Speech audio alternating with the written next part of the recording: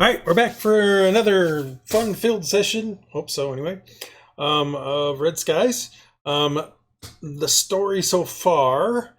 Um, you guys in the previous session are basically you had found an ancient wreck, and that had led to a discussion with the ghost about where a potential artifact that Dresd'a has been trying to find exists, or at least could be found.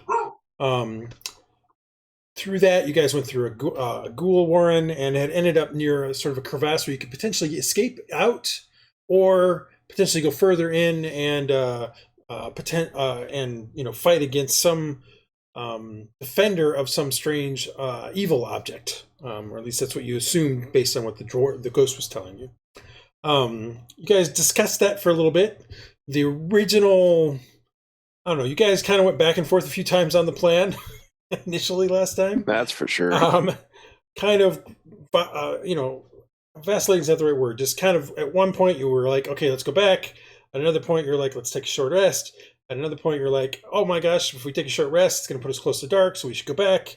And then there was a point where you guys were, well, let's identify some things. Once we know what those things are, then we'll make a decision of whether or not we're going back.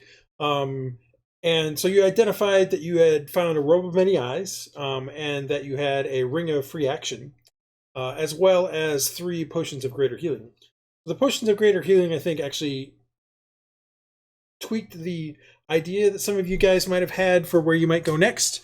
As you distributed them, the ghost reappeared, and was trying to understand what you guys were taking so long. Of course, it is dead, so it didn't really care that it was speaking at a normal voice and its normal ghostly voice, which sort of alerted the ghouls.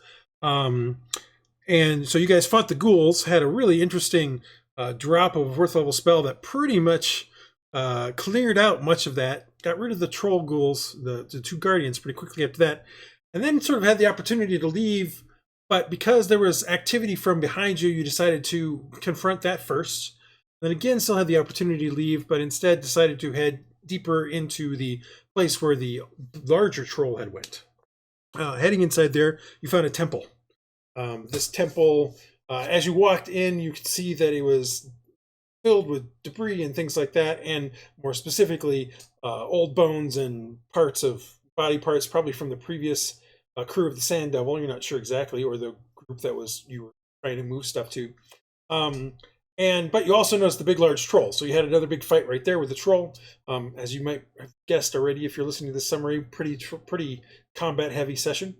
And then defeating that, you guys did a little bit of searching around trying to find, in essence, some kind of heart that the ghost kept talking about. You found out that there was ways of going up and down, going up these large statues. This temple clearly was dedicated to some.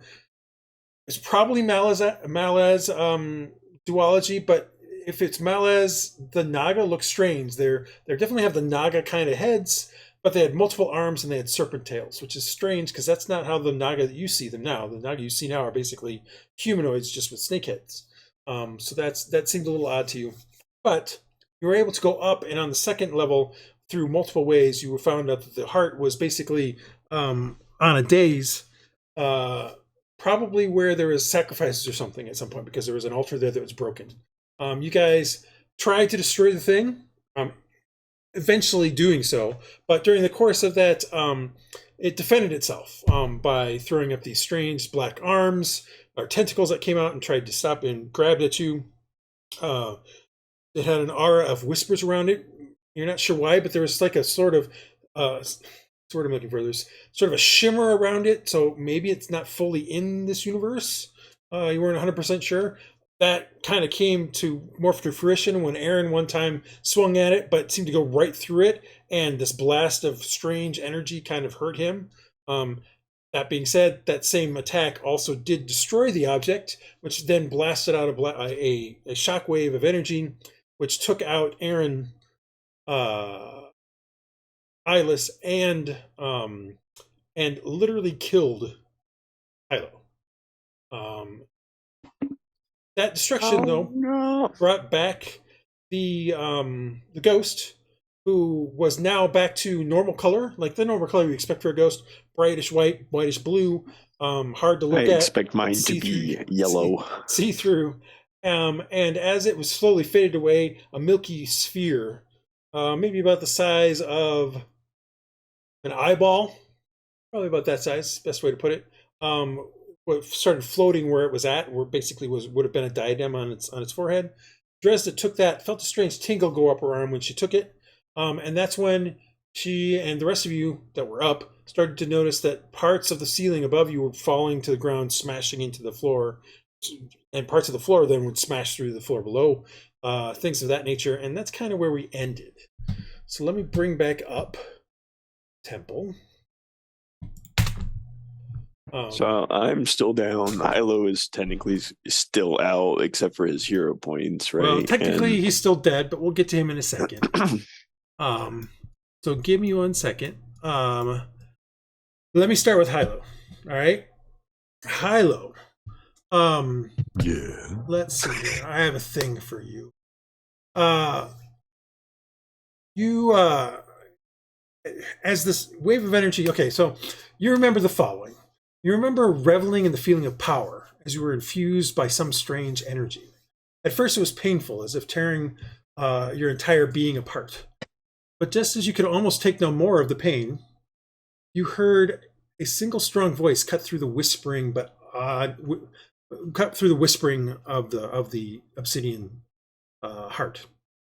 There's something odd about it, though, some strange echoes, and I'll get to that as I do the next part.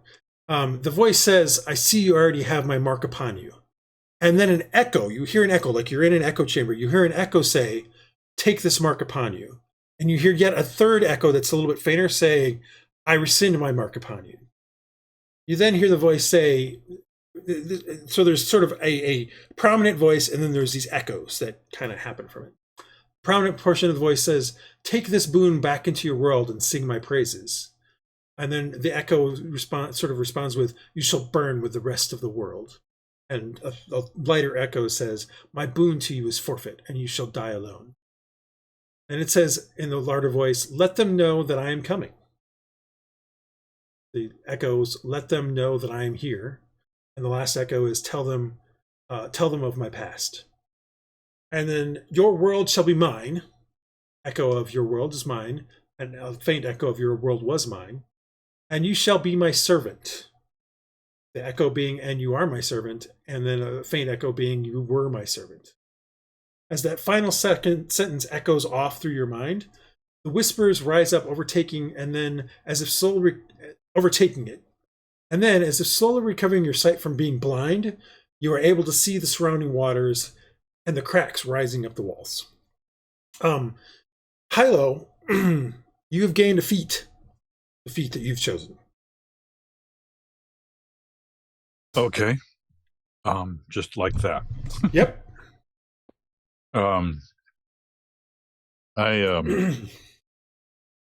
Just like that. And so it just happens, and do I have time to discuss what I want, or do I just have to pick something? Yeah, you pick the thing that you picked. That's the whole point. That's why I asked you previously. But okay. Yeah, what feat did you like? You get an extra feat. Thinking about it. Yeah, if you get an extra feat, the feat you chose. Yeah. It's not like anybody asks you what you want from your power. Yeah. I just asked you offline so that you would have an ability that you had chosen. So Charger was what I. Yep. I don't have it in here yet, but I don't think you'll need it tonight, hopefully. Okay. Yeah. So yeah, you come awake. You can sort of see cracks running up the walls on the side. There's some cracks in the floor below you, other than the big one that you can see that goes through below. You have 1 hit point again, but you are no longer dead or unconscious. You are conscious. Rhux and Dresd'a, as you guys were looking around after the echo of this blast, you saw Hylough kind of look up, shake his head as he comes up, which is odd because it definitely looked like he was limp before this. And you actually, Rhux and Dresd'a, what are your passive perceptions? Rhux is a 14, Dresd'a is a 10. So Rhux, you notice that Hylough's eyes are jet black and then slowly fade to his normal color. Well, that's interesting. But he is definitely up. Next to you, more importantly, is Aaron, who is down and unconscious. Praedyth next to you is a floating and kind of slowly twirling about Iylis, as he had been smacked by this thing and smacked into the wall. And luckily he only had 2 death. That only caused 2 death saves because he didn't have 1 death save failures. Yeah, Marcus, I think you can see him in front of you as well. Dresd'a almost went down, but she has 1 point as well. Yeah. And the ghost is no longer here, so I'm going to take him out. So what do you guys want to do? It is very clear at this point in time that parts of the floor above, ceiling above have fallen. You can already start to see the cracks kind of coming up the walls. What do you guys want to do? Rhux is going to heal Aaron. Okay. You're healing? Marcus uses a health potion on Iylis. Okay. Is there still a hole in the ceiling? Yeah, you looking up above you, you can actually see some the telltale kind of dappling of water kind of caustics. So there's light above you. Okay. And there is a hole. So I think we should swim up It's and just out. hard to make it in this particular map to show that for you. I also didn't have time. Yeah, got it. So yeah, go ahead and give Iylis the health potion. Target me. As you're doing that, some more cracks start to fall, and over by Dresd'a and Rhux, you see this floor over here. The rest of it give way and crash into the kind of the dais stairs that are below it. You should leave. Yeah, let's get up. More and more cracks are coming up the walls as well. I'm gonna start swimming. All right. Marcus and Dresd'a start. Even though I really want to stand around here and collect coins and stuff. Well, the coins are down 1 floor, but I know what you mean. Hylough, though, as you mentioned that, where are you swimming to? Are you swimming towards Marcus and those guys? Is it above Marcus? Is where the You light can see is, light kind of coming up down on Marcus. Yes. Oh, okay. So it's not above the dais. Or whatever. No. There's a big hole there, but you don't see any light coming from. Okay, so I'll head over. I'll Okay. try to swim over there. As you're swimming past where the heart was, what is your passive? You hear. No, you don't hear the.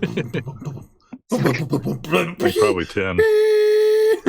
10. That's my passive. No, perception. Flat lines. Well, you guys did destroy the heart, so technically it is flatline. Yeah, 10. As you're going past, you notice in amongst the debris of the heart. Although to be fair, Aaron probably would have noticed this before you, so I should really give Aaron this. Aaron, as you kind of come to consciousness again, with Rhux kind of, I think he did a cure light wounds, right? Kind of touching you in the glow, the bluish green glow that comes with that. You kind of look up and you notice next to the destructive parts of the heart that are all destroyed is a black obsidian dagger. Up to you if you want to take it or not. I shall in fact take it. All right, so you pick up this black obsidian. It's more like a curved sacrificial style dagger is what it is, but it is a dagger nonetheless. Sacrificial makes it better. Honestly, yeah. It's a sacrificial dagger made of obsidian. It's made of obsidian, the same color as the heart was. But anyway, so you pick that up and you guys start heading towards the opening near Marcus. All right, let me do a quick D6 roll. Probably pretty sharp. Okay, you guys are able to make it there. Marcus, you started to go up, and in fact, I want to start going up as well. And I logged in as Dresd'a so I can move her if you want me to. I took you the wrong direction. Oh no! Yeah, no, I took Marcus. Going downstairs. Yeah, you guys went the wrong direction. All right, I'll take you back up. It was cool. I got smaller though. That was pretty cool. Yeah, for some My reason. screen just keeps shifting. That's all. Well, because it's supposed to take you up one, but I screwed up something clearly. Oh, that's not good. Is it this one? Yeah. Oh, there we go. That one was the right one. Is it? Okay. Yeah, for someone it was. For Marcus and Aaron, you guys have now made it. You guys kind of swim up and make it into, like, literally, this looks like it might have been the floor once of parts of a ziggurat. You can see behind you some more stuff and rocks and debris and things like that. But you're definitely out on the area where there's sand. So for those of you who are still down below, if you put yourselves in these two sections, then you'll be fine. But for those of you who got pushed back down below, give me a second. You're now back up one. So you need to put yourself in these two sections, and then I can take you up one automatically. Hylough and Dresd'a are there. Yep, Hylough and Dresd'a. You guys go. Should have went up. They went down. Yeah. That's weird. Yeah, they did. It's hard to. Can I do that? No. I think I went up. No, you went down. Oh. How about just put one. So I need to move Marcus out of the way, maybe? No, you don't. It shouldn't have to move it out of the way. It should just. It's weird. It's just not working. Anyway, so you guys go up, start to swim up that thing. Let me give him another D6 roll here. As parts of the thing start to collapse in more and more. Here, let me take Rhux and that, and you two, and there we go. I think I just got Dresd'a and Hylough up. Yeah, you got Dresd'a up. Hylough's there too, yeah. Although, yep. So now let me. All right, so now if I put you guys right here, I think it's just getting confused because that is so weird. Huh. It just put Rhux up. Oh, now I'm up there. Wait, and Praedyth and Rhux, I think, are up there. No, nobody moved. Well, Rhux is, or it No, was. nope. It's just Let's not. back down. I keep going back up and down. Well, it's because I'm trying to do stuff. Yeah, There I we know. go. There we go. Now I'm up. Oh, I see what I have to do, which is just dumb. You're gonna go down. I'm gonna bring you up, and you go up. Well, one of you went up, I think. Oh, what the heck is going on here? There we go. Finally, everybody's up top. All right, so you come out through a hole. There's a bunch of sand around, and you're basically in the ocean floor, or the sea floor again. You can see up above, you can see floor. You can see behind you, all this stuff is sort of collapsing in on itself. And let me give me one more D6 roll. So far, you guys have been lucky. Yeah, you're still lucky. You can see that this goes up yet another level. Just a mound of coral and that sort of stuff, reef kind of covered rocks and things like that. It's very clear that from above it would be very difficult to see that this is, was a ziggurat of some sort because of how it's covered. The tops has definitely destroyed itself and it's all full of rocks and things like that. But this stuff is starting to collapse in on itself, and as it's doing so, it's sort of acting like a ship sinking. It's pulling, sort of being a suction on it. So I need you guys to give me a strength check to see if you're getting pulled towards the actual thing. A save or just a check? Save is fine. I guess it really doesn't matter if he's on a character. It don't matter for me. It's a strength check, right? Saving throw. Wow, you guys are doing great. Yeah, tell me about it.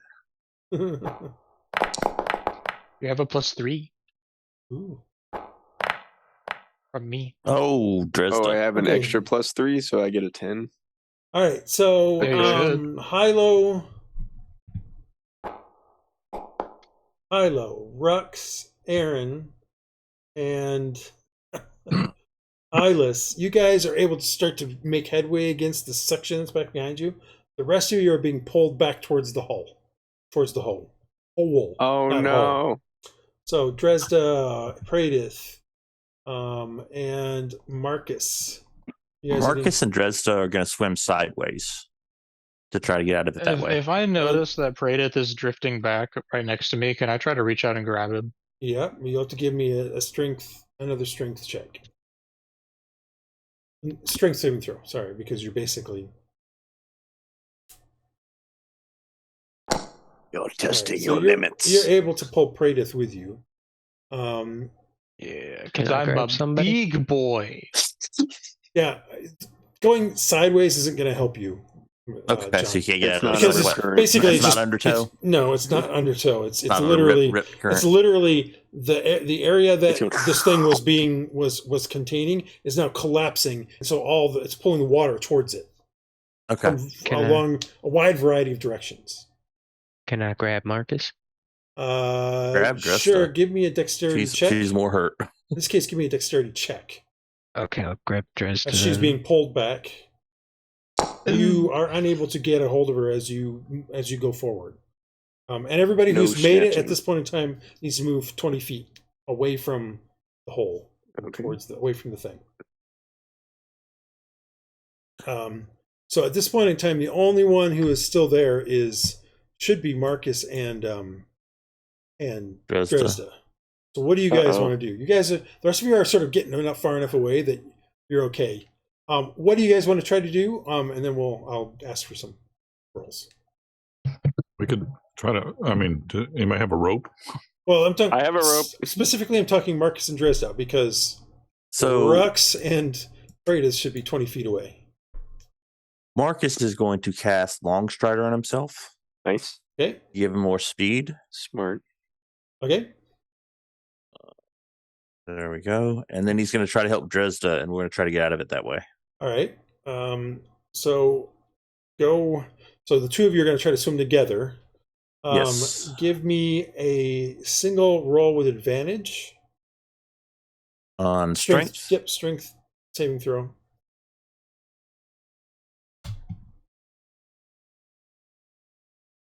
You're basically saying that the long crap. strider gives him That's not advantage. No, the two of them. That doesn't matter. The two of them are working together. That's the reason why. Okay, that makes sense. Since the two are working together, basically they get two rolls. So I'm just saying roll once and with advantage, basically. Yeah, I rolled a crit. Dresd'a rolled a 20 on the first roll. So you guys are able to break free of the pull of this water. You can move 20 feet.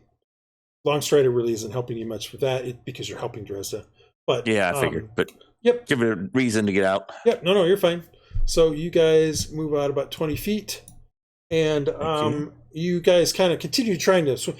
If out here it's not as bad, but you can see you can sort of see a slight whirlpool forming above. Not a very, like, you can see the water is spinning because you can see dust and stuff being kicked up, and you can see the spinning in the water. But it's not like there's a big huge funnel going down in or anything like that. It's just you can clearly see the water is kind of churning in sort of a whirlpool or cyclone like pattern, and you're able to get out of that. And then you can see this whole thing over the next couple of minutes slowly collapses in on itself with this water pulling in. And once it's done, once it hits the collapse, that's when this wave of water underneath hits you guys. So everybody give me a dexterity saving throw there to see if you're able to kick yourselves away and not hit anything on the ground. And again, if you get above a 10, you're fine.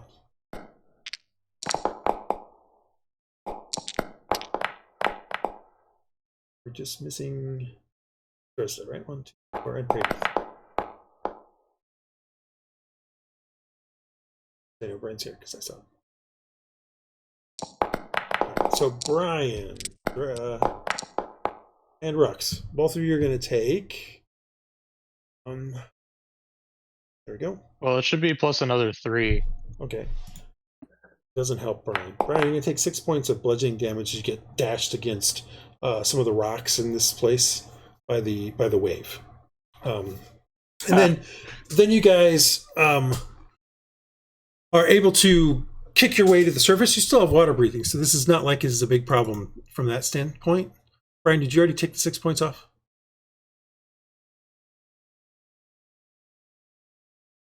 I'm going to take that as a no. I'll take that as a no and just take away 6 points. So, Ouchie.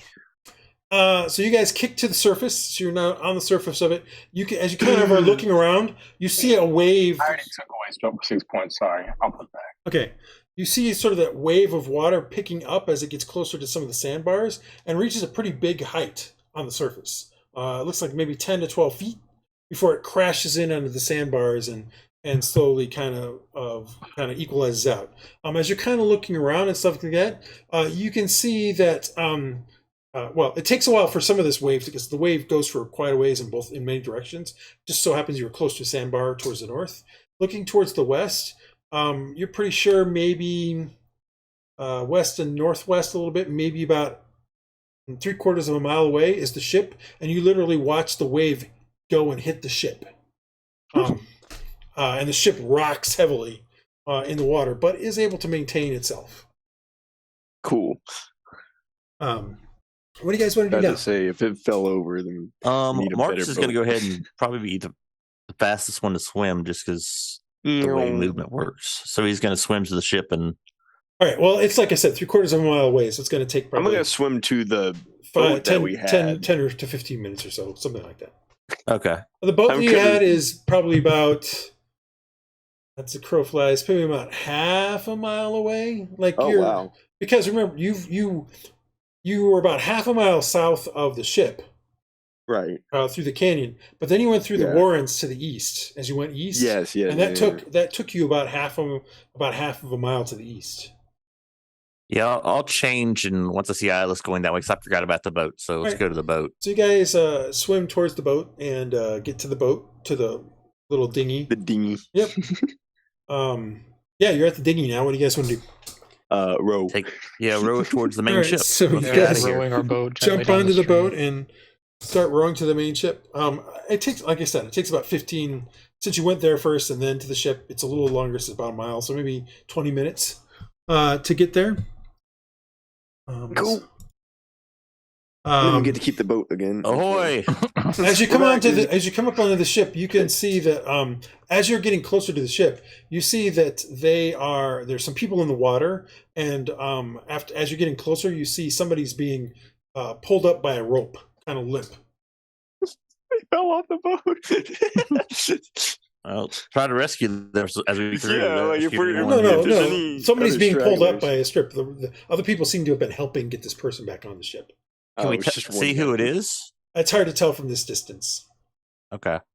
You guys keep going and are able to make it to the ship, like I said, about 20 minutes later. It takes you about 20 minutes from this. So let's get you back to the ship. We also have a bunch of stuff in the boat as well, Yes, right? you do. You do indeed have a bunch of stuff in the boat. You guys climb back up into the boat and, are able to secure this longer boat next to your guys' ship. Climbing up in, you can see that there is some activity on the deck. As you get up there, True kind of nods in your direction and says, "Oh yeah, we need Rhux. Catriona's been fell overboard. She got hit by the beam. She's unconscious. We need somebody to look at her." Oh, and it's good to see you guys are still alive. Rhux will go look at him. You as well. We Once we dealt get the with the boat thing. loaded, we should be able to go. Well, I mean, these longboats are too big to put on your ship. Basically, they're something Oh, you're okay. just Strapped to the attaching. side. You're attaching via ropes and just kind of pulling them along. The longboats are. Is it worth towing?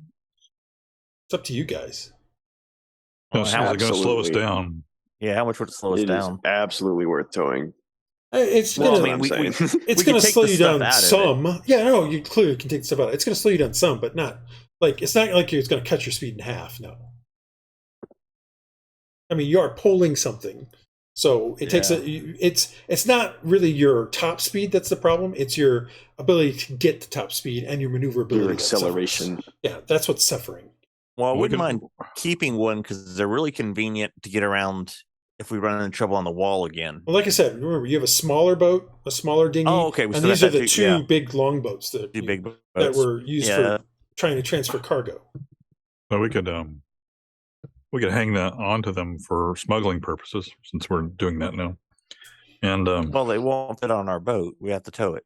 yeah, we could call if we have trouble. We could always cut them loose if we need to maneuver Very true. run. We could just cut them loose and then and be done with them. If we get to port, we might be able to sell them. That's valid. And Right. so we'll tie Well, them let's up. unload them first Yes, as well. yes, get all the stuff All right. off. So you spend time unloading. It's basically several crates and stuff like that from the last time, or from actually like 2 sessions ago or something like that. Yeah. Which are already in your inventory. I already put that down. Because I assumed that you had it. Yeah. What do you guys want to do next? Let's set sail. Rhux, what are you Let's trying to go. do for Catriona? Well, I'll take stock of the wound. What's happened? She's got some kind of big a cut and a big lump on her forehead. And when you ask somebody, they say, yeah, she was standing on the side of the thing, and then this massive wave comes through, and she got hit by the main beam and knocked over the side. She wasn't breathing for a little bit. We got the water out, and she's breathing again, though. I have no idea what could have caused that. Rhux will just use his heal and healer. You'll use your what? That's what he's gonna heal her. With what? Use lay on hands. He doesn't have any lay on hands. I don't have any lay on hands. I've ran out. I used it a long time ago. I have cure wounds. That's it. Okay, well, that's We'll use come that. to the rescue. yeah. What are you going to do? Are you going to use? Healing hands. Yeah, I'm using that. Okay, so you do cure wounds, and the wound knits up, and the bump kind of sort of goes down, and you see her kind of and kind of wake up, and she's like looking at you, and for a second she's like, oh, yep, she seems to be okay. She seems a little dazed though, and everybody's like, are you okay? Are you okay? And she's like, yeah, wow, where'd that wave come from? I have no idea. Who knows?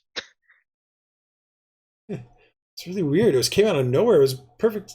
Yeah, whatever. Must have been the moon, or what? The other moon, or the other moon. Tsunami. Yeah. But you know how the moons be. And, underwater earthquakes, they just happen. Doing moon things. Okay. Yeah, you got to get her to her feet, and she's like, True's like, put her below decks, give her a little bit of a break, get her some water and stuff. We want to get us out of here. It's getting a little too close to dark for my liking. Are we done? Agreed. Let's go. We done here? And she's talking to you guys. Yeah. Yes, we're done. Yeah, we're Anchor. We salvaged what we could. Bring up anchor. What's it called? Way anchor? Way anchor. Way anchor. Or raise it. Dresd'a's Anchor. going to go down into Not- her cabin or into her. I think she's actually got a hammock and Yeah, she's in the front. do a long rest. I want Praedyth to She'll mark take duty this tonight. location on the map, though. Yeah, Praedyth's gonna go mess with his map, start marking stuff down, Okay. adding in some detail. All right. So you guys sort of secure the two longboats. The dinghy is kind of secured again, and weigh anchor and start heading out. Somebody give me a survival check as you're trying to maneuver here amongst the stuff. Run. On it. You know what? I'm just gonna hero point it and reroll. I'm Okay. just gonna do it. All right. I don't want to mess with that.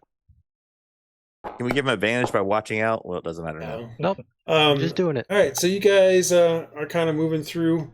Good job. They direct you with the crew. The crew, remember previously while you guys were doing your thing, they were going to scout out a particular route. So they start calling out that route, and you guys are able to kind of start going through that route. True kind of turns back to you guys and says, all right, I think we're on our way now. Where the hell did that wave come from?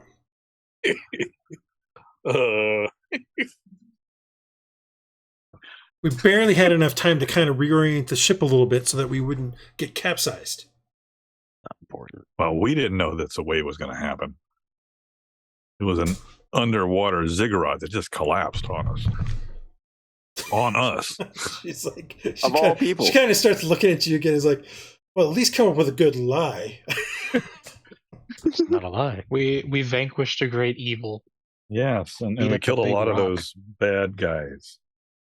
All Yeah, right, we killed a lot of ghouls. hopefully, there's the some money out ghouls of and the this trolls. and other things because There is. It'll be. I mean, we worth got it. all this hopefully cargo. there will be a bonus coming from all this. Who deserves a bonus? We'll leave it up to you. All right, And absolutely, yes. all right.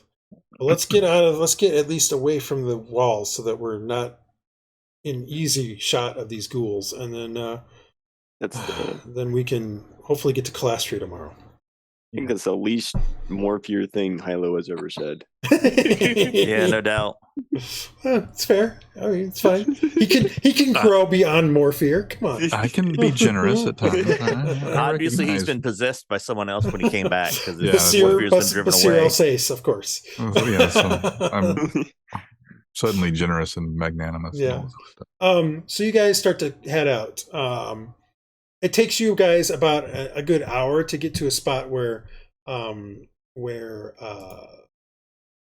True is like, all right, I think we're in a decent spot. So maybe you're about 5-6 miles away. Let's continue on for another hour, get closer to where we want to go through tomorrow, and we'll weigh anchor. And we'll sit it out for there. So for the next hour, again, you guys continue to sail, but you're now sailing more southerly, and maybe a little bit easterly, not a lot, just more southerly though. Anybody doing anything during that hour or anything? I would like to ask Dresd'a about the sword. Okay, you go knock on Dresd's cabin. You hear Galsa. You hear Galsa say, "Yeah, what do you want?" I'm here to speak to. Why did I just turn 7? I don't know. I'm here to speak to Dresd'a. She kind of looks. She's doing a long rest. And says she's kind of sleeping.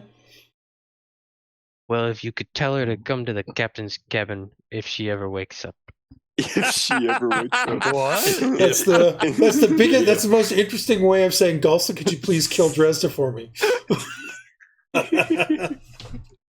You could just ask him. Yeah. Could you At say, least you can hey, say as a bonus if she doesn't wake up. Well, she's not on our payroll. No, she's She's not. paying us. Okay, all right. So I'll pass on the message if I'm awake when she wakes up.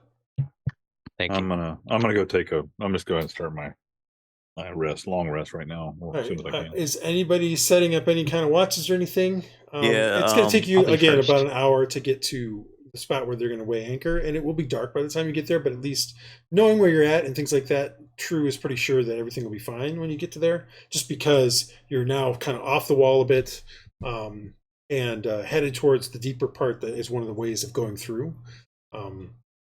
But it's up to you guys what you want to do there, or that sort of stuff. Actually, I'm gonna take a short rest, and then take my long rest afterward. I'm gonna spend some hit dice, Okay. just in case. All right. So you guys sail for the next Marcus hour. will take. Do you want to take first rest, or do you want to take second rest, Cole? Does it matter? It doesn't matter. All right. Well, if you'll take second, Marcus will take first, and then Dresd'a will take third, because she'll be done with her long rest by then, I think. Okay. You guys, an hour later, you guys start to drop the anchor, and the crew is kind of getting the ship, battened up, ready for kind of what's the word I'm looking for just the night shift. Skies have gotten more and more cloudy as you've gone south. It's now dark and it's pretty much overcast. You can't see any of the stars or anything like that above you. Everybody gets their ration for the day. I don't know if you're willing to. Are you just standard stuff, or is there anything else special We going on? probably ought to give him a better ration. I'm just asking. I wasn't trying to imply. Is our cook cooking? Yeah. Remember, your cook is or pickup cook. Stowaway cook. Yeah, your stowaway cook is still cooking. Your Cajun cook is still cooking. Cool. Is he being more frugal with the? Well, Yeah, with the sure. fun, we could probably give him. Yeah, I mean that was only the Everything's first done day well, because we'll give him Yeah, better. you really you rations. put him in there and said go to town, and then he's like, oh, look at this cool stuff, I'm going to go to town. Since Extra then, you've told rum him to all be- around. Actually, why don't we just do double rations? We don't have to have the big stuff, but we'll give him more of a portion. All right, so you're going to do double ration of just alcohol or just everything? Alcohol. Alcohol's great. Yeah, let's give him They'll everybody feel an good. extra We drink. don't want to give him that drunk, but I was just say everything. So Yeah. All right, Everything. Okay. so you basically do extra today, kind of give right, extra 2 days helping. worth in one Yep. day. Yep, that's fine. All right, so yeah, everybody's a little curious as to why they're getting such a good deal today, but no one's really mentioned anything about it. Severino kind of cocks an eye to you guys when you basically announce double rations. He's like, and he comes up to you, Marcus, and said, "Is there something you want to tell me about that we're getting the extra food and stuff?" No, we just, we having an attack like that in the ship, and then the wave, and being stranded there for a few. We thought that'd keep the crew's spirit up. All right. Well, that's an interesting way of going about it. But it's your ship. I was just curious if there was something odd that just needed to be dealt with. But cool, fair enough. No, not that I know. Sounds good. And Do you know of anything that I need to know about? Is no. our I guest was still? just, Well, while you guys were gone, Rutillo did ask some more direct questions of various people. I think he's still trying to keep it a little on the down low, but I was able to catch him quite a bit more often. He's very interested in you guys, all of you. He never seemed to focus on any one of you, just more questions about your guys' origins, which, based on everything I'm hearing from your crew, they don't know anyway, so I don't think you have much to worry about. Well, if he's going to try something, it'll be between now and when we pull in the port, so we'll have to watch him, and then I'll be glad to have him gone. Mm-hmm. It's very suspicious. Yeah. What are we doing with this extra cargo? Remember, I mean, the manifest is going to say it's going to Emerdal, and you're going to be 5 crates short. We hit a wave and it went overboard. What did we lose that was supposed to go to Emerdal stuff? I thought No, so Emerdal remember, we were going to smuggle it. You're taking it to here, and then all of those 50 crates were going to go somewhere else. You would just probably have, thrown away that manifest or doctored the manifest or something. But now you have 45 extra crates because you've salvaged pretty much all of it. Yeah, because we salvaged stuff. Yep. I mean, That's a good question. It's not technically a lie. Yeah, we could say we found it on a ship wrecked through the wall, or we could just divide it. I mean, most of it does ship. have but all of it has the marking of Hawkwind on it, so it's not like, I mean, the crates themselves have a logo on it that marks them as Hawkwind, but it's up to you guys. Severino is just bringing it up. Sank. He's just bringing it up. That's a valid point. And thank That's you all for bringing it up, because it would be better that we answer the He's question. Like, I can help you get through stammering. stuff without the manifest being kind of doctored more easily, but this just throws a wrench into things. That's all. Okay. Well, if we have to go with truth, we literally did find it on a vessel that had, sank. It's not. Fair Just enough. ignoring the fact that we put it there. Don't we have other cargo that's quote unquote going to Emerdal or something like that? Yeah, no. There's the other guy that you still have with you as well, whose name escapes me. I have it here somewhere. Guido Pecci's stuff. The guy who's always concerned about the rats and stuff downstairs. You still have his stuff. It's just the. We don't know how we're getting his stuff to. Yeah, you're not sure how you're getting it through yet either. But at least that's on your manifest is going to Emerdal. Yeah. It's just a question for you guys to how to handle that. At least you have that there, and you can point out that, yep, that's his stuff, and here's what it is, and here's where it's going. Right. So it's just more difficult with the fact that you're missing 5 crates of the Hawkwind stuff. What if we do with the Hawkwind stuff? We say that some of it was perishable, and we got held up at the wall, and it spoiled. And we had to get rid of it. Well, they probably know what it is. I mean, do we have it written down what it is? And yeah, we just have it under it's crates? ores. It's ores. Darn. So it's hard to. Yeah. I mean, again, you guys can do whatever you want. You can doctor the manifest. You can do whatever you want. Severino is just bringing it up because it's something that he, you thought you wouldn't have to worry about. In his view, what would be the easiest to work with for him and us? I think that I am the last resort for you. I know some people. It's probably not best. It's best for me not to have to use those connections if at all possible. Yeah, we might need those to track. I think the sun. I think the truth or some facsimile thereof is going to be easier and less liable to cause trouble. I agree. Truth is, we were transferring the cargo to another ship. We all got attacked by ghouls. We defeated them, and it killed all of the ship's crew. So we just recovered Is that going to be a problem that we were transferring it to another ship? Is that going to create its own? I mean, that's the truth. I mean, why were we transferring it to another ship? There will be questions, probably, yes. Or we could just, bribe them. Whoa, let's not start that first. I mean, yes, Why not? Why are you so opposed? It's a tomorrow problem, is what Severino says. So we have a day still till we get there. Yeah. So just something to think about. Okay. So as a reminder for all of you guys, you still have Beanbick on the ship. You still have Venicelis, which is now currently, or Vencelis, who is now currently your chef. You have Galsa, Wobblespell, the archaeologist. You have Guido Pecci of Pecci's trading. You still have all of his stuff in your cargo hold, as far as you know. Jeff Trevecus was with the Hawkwind Trading Company. He is no longer with you. He was killed by the ghouls. You still have Rutillo and his manservant, who you haven't seen yet since you got back on board. And you still have Anita and Zoe. They are still helping out with the cruise for the most part.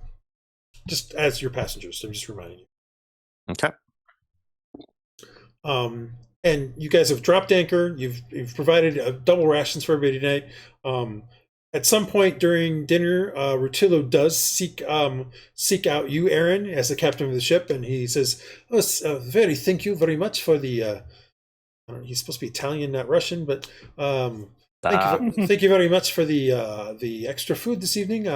I don't know why there's such a celebration, but my manservant appreciates it, and so does I. So do I. So cheers to you, Captain. That's what he says. If your response to that, Aaron, but Nope. Okay. He kind of gives you a kind of a quizzical look since you don't respond to it, and he goes back to eating food with some of the rest of the crew and things like that. Anything else you guys doing this evening?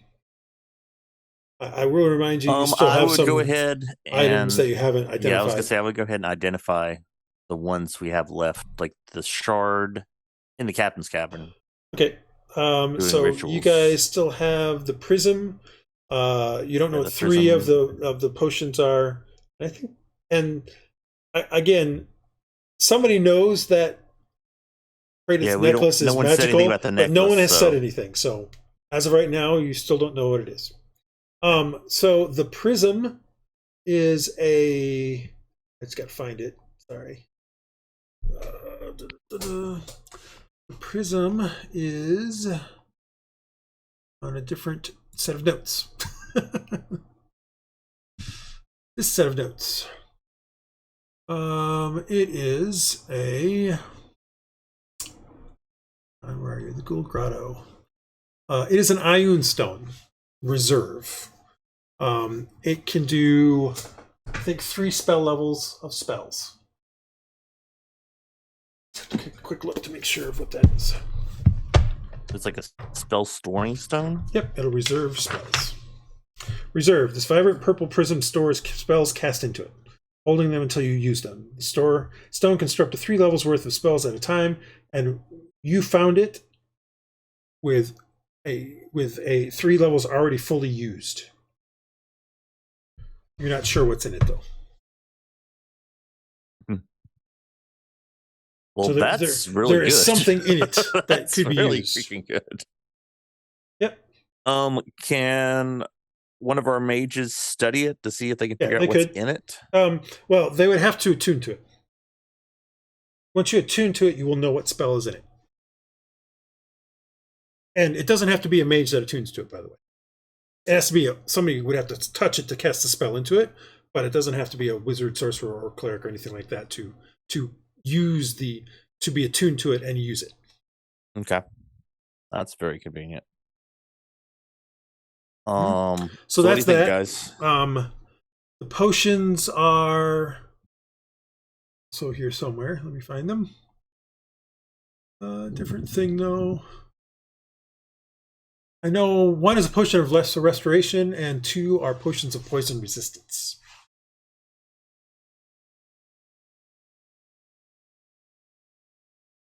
Poison resistance? Yep. Poison resistance. Different from cure. Yeah. Can't spell poison. All right. And as of right now, The sleeping Dresd'a has the milky The blade. orb and the blade.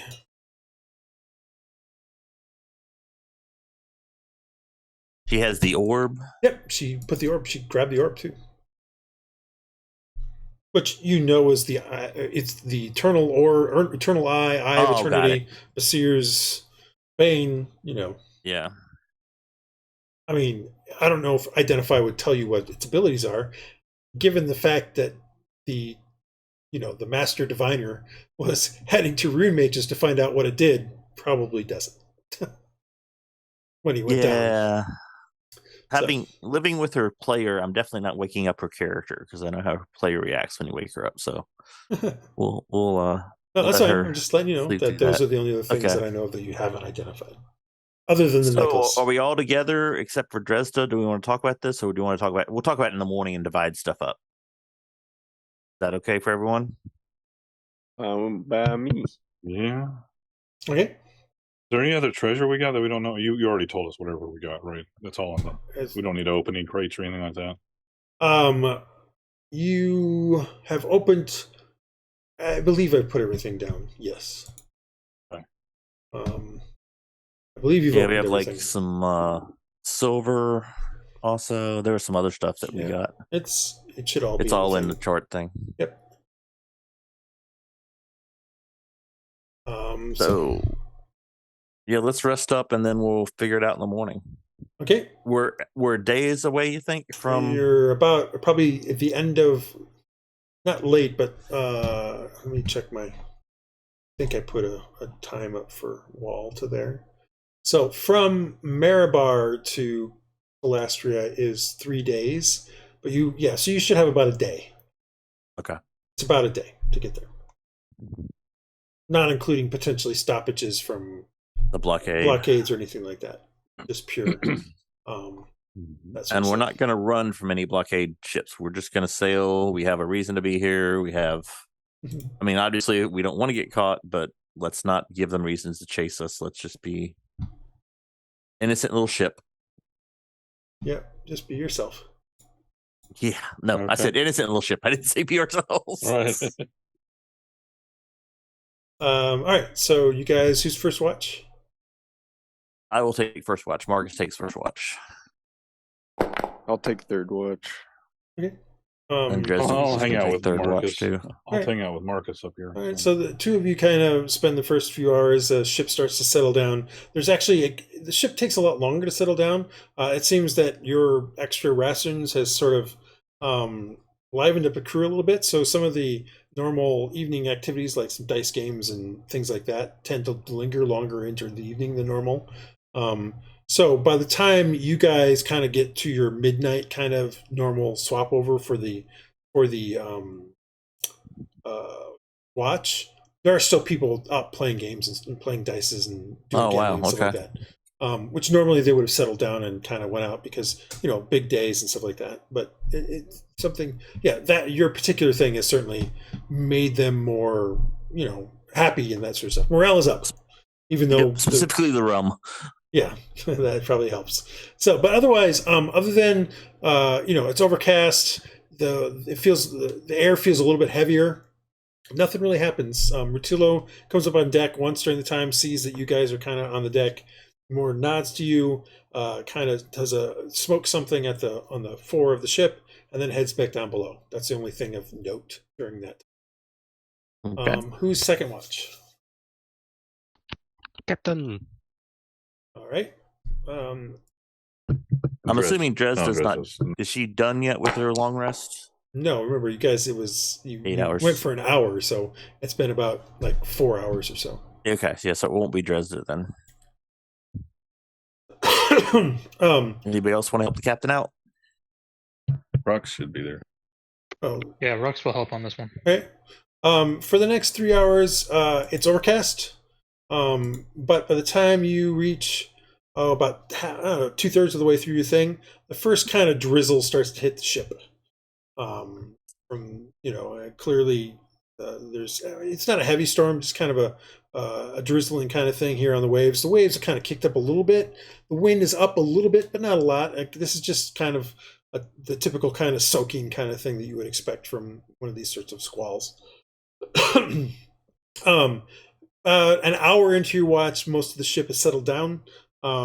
Night this evening, it's ennui on the is sort of the night second mate, and it's Artek and Matt who are basically manning the rest of the ship.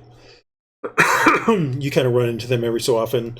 Matt at some point does ask, "Well, what'd you guys find out there? Like you were gone for like most of the afternoon." To Rhux, not to Captain Aaron. Speaking to the captain like that is not a good thing. So, Rhux, do you provide any response to that question? I missed the question. I'm sorry. Matt, at some point during your guys' watch, asks you what you found out there. Like you guys were gone for most of the afternoon. Rux will just look at him and say, we found great evil, and now the evil is gone. And then that's it. That's all he says. Okay. Rhux, I love how cryptic Rhux is. Yeah. As you get towards the end of your watch, Rhux, he doesn't like speaking common. You find yourself kind of staring out over the sea in the dark, but you can still kind of get a look of the dark waves. Staying at the part of the ship, you watch the sea stretch out before you. The waves crashing, causing the ship to gently bob up and down. As you look out over the sea, oh no, wait, I need to do this during the day, so never mind. I forgot about that.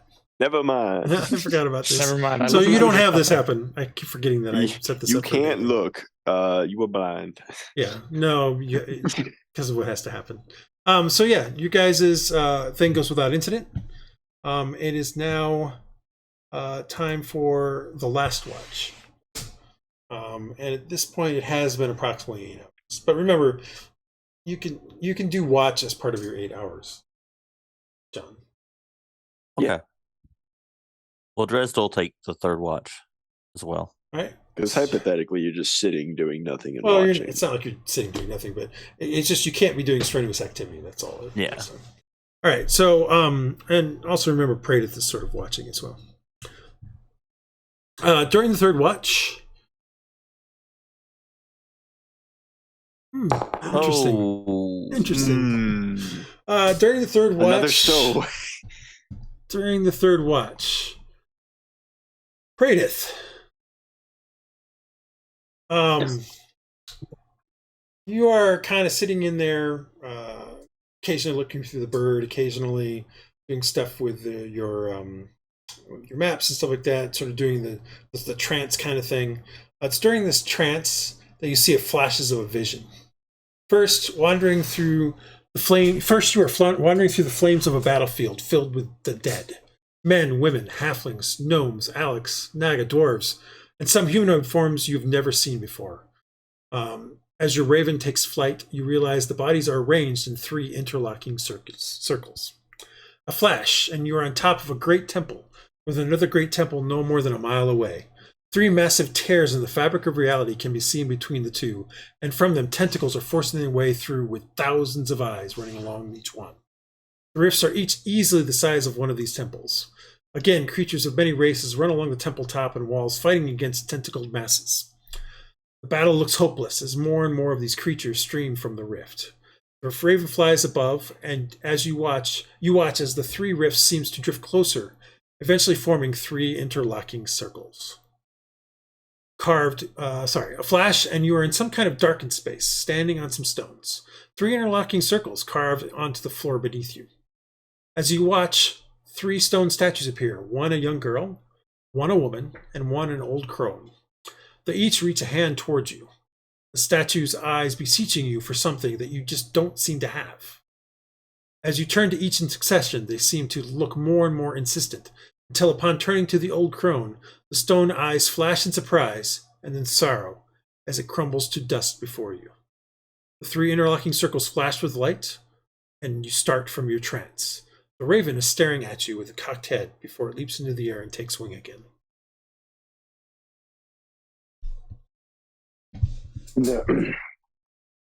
where those two the two temples were, did they look, the surrounding area look familiar at all? Nope, it did not. Not even as like in a previous dream. No, you've never seen these temples before. Well, that's not entirely true. They looked more like ziggurats than temples.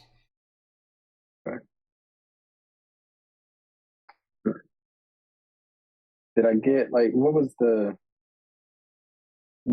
like the landscape, like the climate, sort of like just trying to get a sense of where It's hard to tell, and I guess give me an intelligence roll.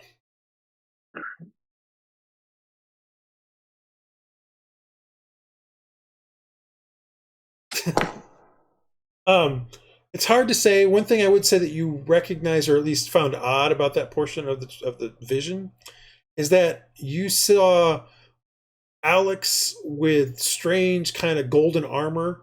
You saw humans with plate mail of some sort. You saw humans with clubs and hide. You saw some strange set of humans with, well, you think they're humans. It's hard to tell because they had these strange looking helmets with visors and strange kind of armor that kind of flowed around them. And they had these weapons which you thought initially were like guns and flintlocks or something like that, but they shot beams of light. So these people look more advanced than our time. It's hard to say that. Like you live in a time of magic, so it could just be magic, right? So, hard to say. Or Star Wars. Could be Star Wars. I mean, there are three big rips in reality. They could have brought Star Wars. So stop saying Star Wars, guys. I'm going to get a cease and desist. Is there an area in the whole floating island that we're on? Is there like an area where there is a lot of overlap of species or of different races? That's hard to say. The Sea of Tears is kind of a melting pot, just because people who are somewhat downtrodden or want to find a better life tend to come here and either become merchant marines or something like that. So, but yeah, it's hard. I mean, that doesn't mean that you can't find Alex for say for instance in the Diary Kingdoms or something like that. You can. You probably won't find any in the Searly Kingdoms, but the probably the most cosmopolitan area is probably the Sea of Tears. It's probably either Emerdal or Calastria. Margali is probably close to that too. These are probably the most cosmopolitan places. The armor and weapons, did they evoke did they evoke a specific type of past empire? It's hard to say. You got a 5, dude. I'm just giving you enough. Right. Yeah. They just give you some information. So it just seemed odd. It just seemed odd to you. That's all. And for the next day, I want to keep the Raven to kind of shadow the that shady dude that was asking around about us. Okay. So you come out of this trance and it's close to the end of the time.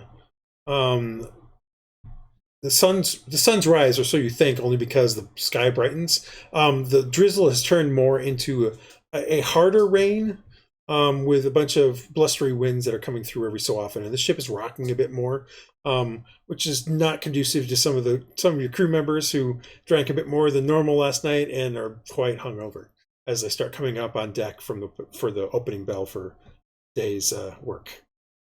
Long rest has been accomplished. Woo! Wow. I feel so much better. Me too. I didn't get all my hit dice back. He's No. No, you don't. You get half of them.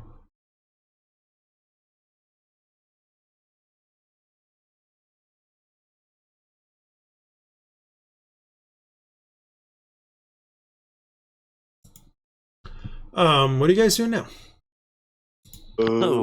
Sailing. Why don't we divide this stuff and figure out what we're going to tell them? Because that was a good point about the missing crates. I say we just bribe them. Still, I'm not bribing. Okay, well, let's not bribe them. Bribing That's not is what we're going to start with. I mean, okay. So part of our instructions were for this particular cargo was to meet another freight. They wanted it faster or whatever. That we need to meet another ship around the wall to take the cargo directly to wherever, Imerdal. And since we were going to be making a stop, we didn't know how long we were going to be in Calastria. They wanted it there sooner, so we were transferring the cargo. Then we were attacked, and Captain, you hear knocking at the door, and somebody true is saying, "Captain." Enter. Come on in. She just opens the door and says, "Hey, we're going to get underway. Is that all right with you guys?" all good. Mhm. Yeah. I might come out and help with the sail. So she's like, closes the door and it's like, you hear her start saying, "Make sail, trim the sail, bring the anchor up, let's go." yeah, we need to give True a raise. Just going to sit here in the middle of the sea while you debate who's going to say what. And Yes. she's like, "All right." You could have said, I "No, just we're not going to leave assumed- yet." And she's just like, "All right." No, we're going. Okay. So yeah, I mean, we feel the could- ship start to move and get underway. Do we So- think that's going to make us look like smugglers? I mean, we could say that. No, we just say that they wanted to take it directly. They wanted to get the cargo there faster, so that we were supposed to meet somebody else halfway or whatever. And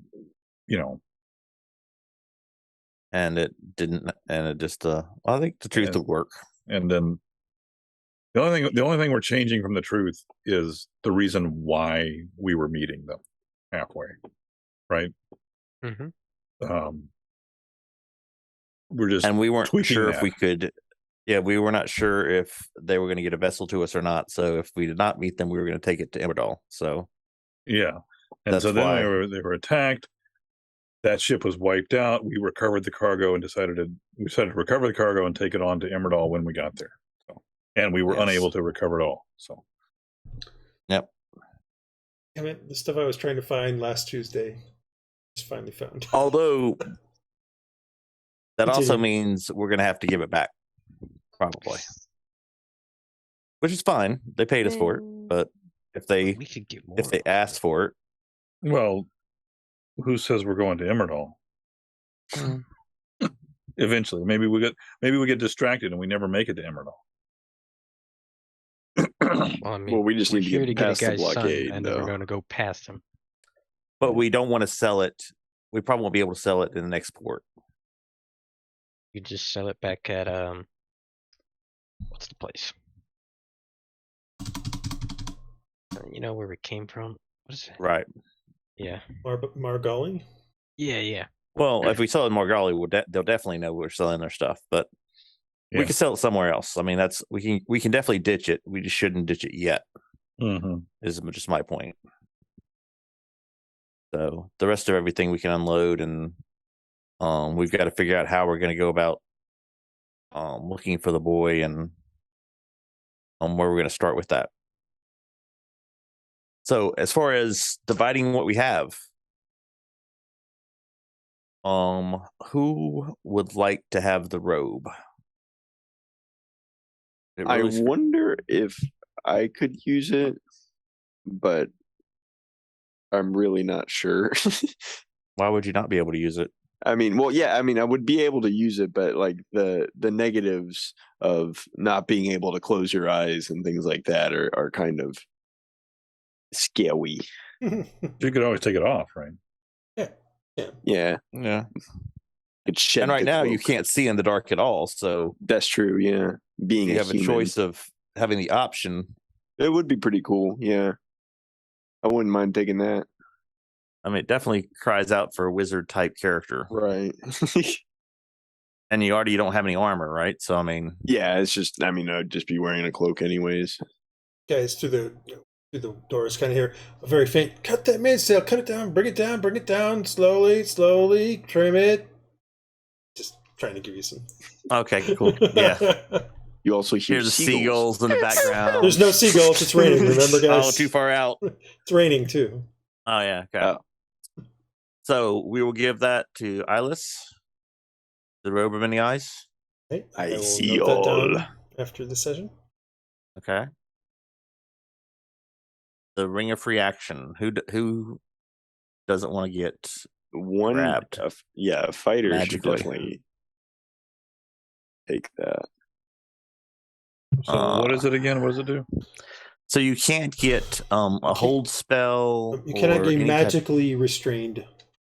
Is Oh, what you okay. can't do. It kind of screams out you to me, in my opinion. But I mean, Just I'll take it because- unless Aaron It wants screams it. Aaron? Hylough. Hylough. That's right. It says right here in the name. I carved it in last night. Hylough. Ring of free action. When you wear this ring, difficult terrain. Oh, also you can easily go through difficult terrain. Difficult terrain is I just mean, I'll take it regular. unless Aaron wants it. And magic I mean, can neither reduce your It's all speed you- nor cause you to be paralyzed or restrained. okay. So, like we talked about last time, the paralyzation from the claw attack of a ghoul would probably still work, but hold person would not work. You can't get your speed reduced via slow, for instance. Slow would still work against you; it just wouldn't reduce your speed. You would just get reduced to one action per round, a move or You do be zooming. yeah, but you wouldn't. Your speed would not be reduced. Okay. Things like that. So it's actually really beneficial to a fighter, in my opinion. But that's my Yeah, opinion. I think I it's either agree. you or Aaron. So I would Okay. take it. I'm all good with that. Aaron wants it. Okay. Aaron wants it.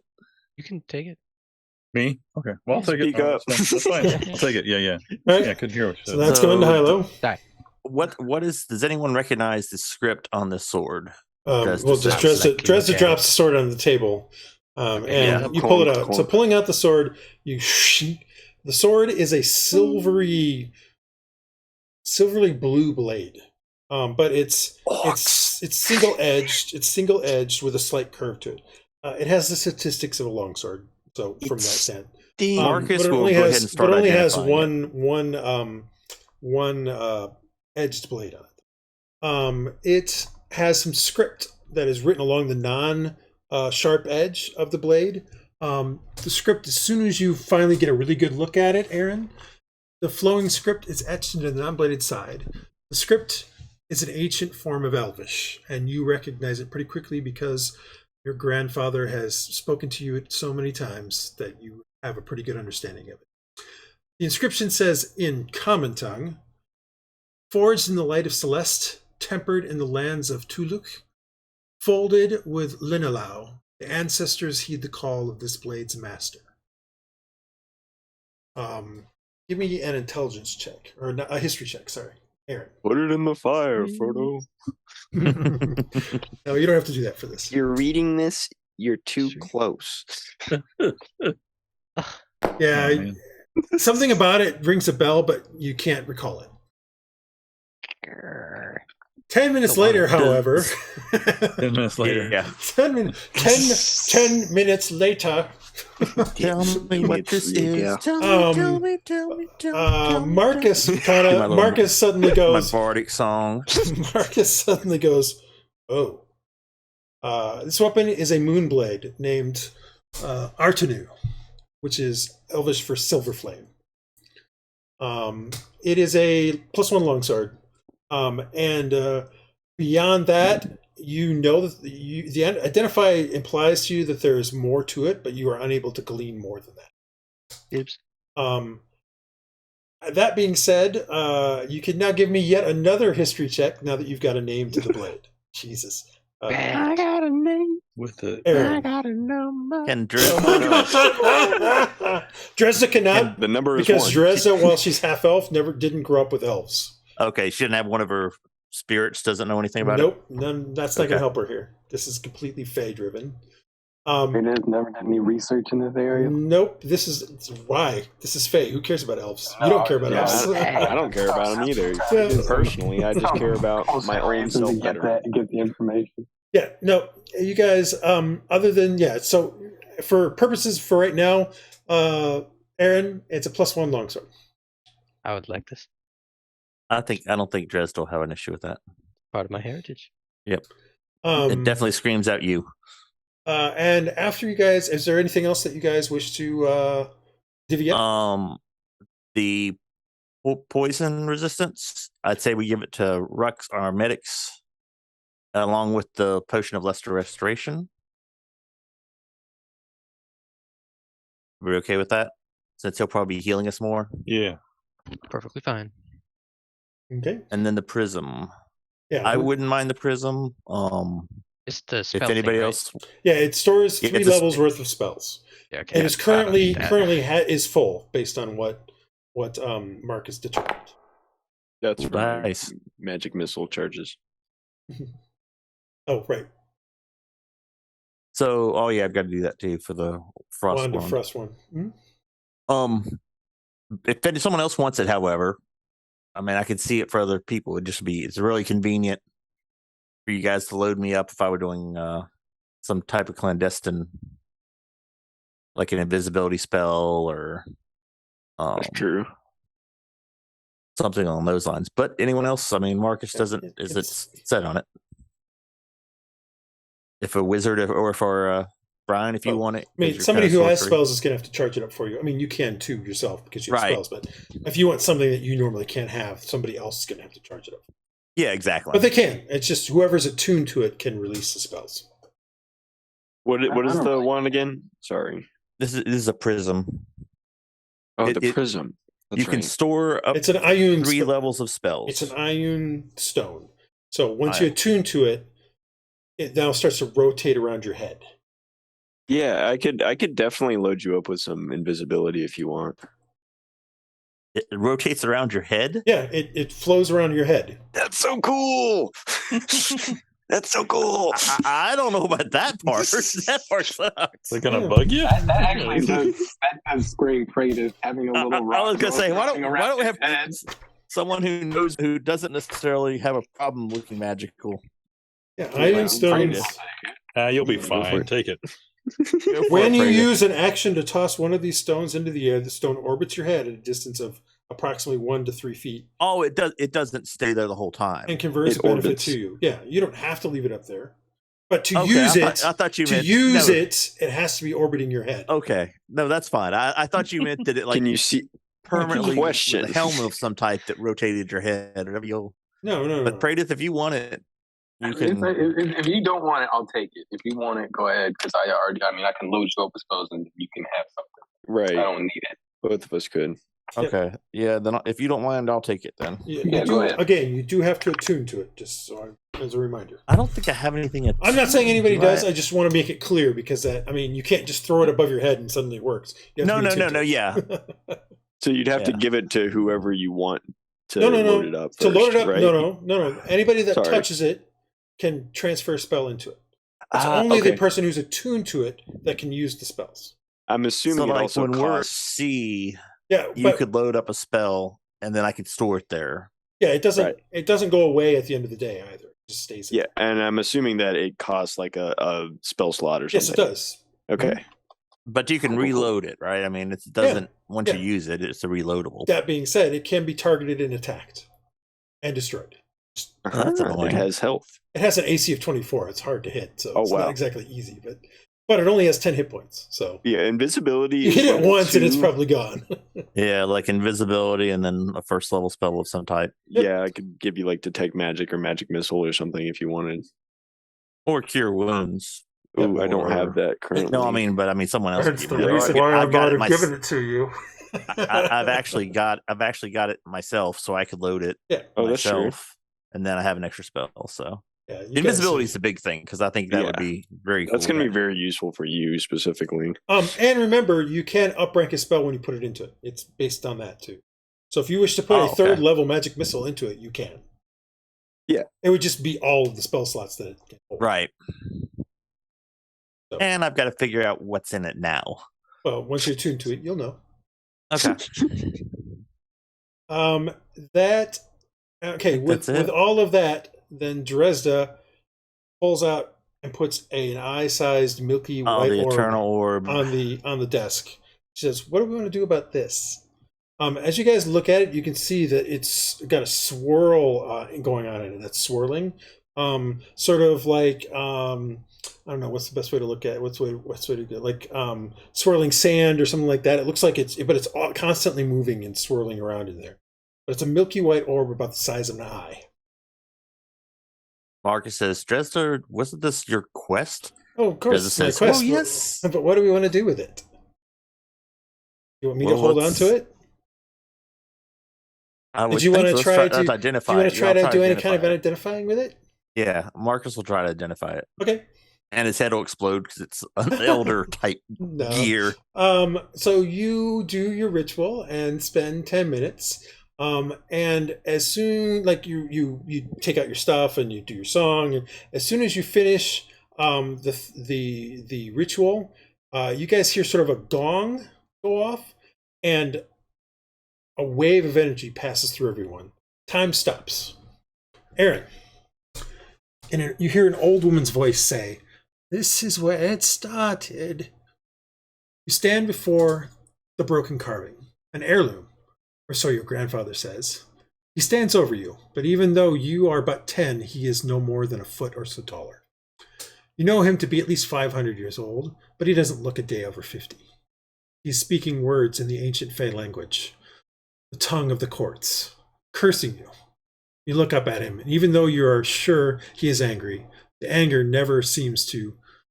sorry, I lost my spot. The anger never touches his face. He speaks the words calmly, and you understand that he is calling you a bastard, disowning you yet again for some perceived slight. This has happened so many times that you're not even crying, as it will change nothing.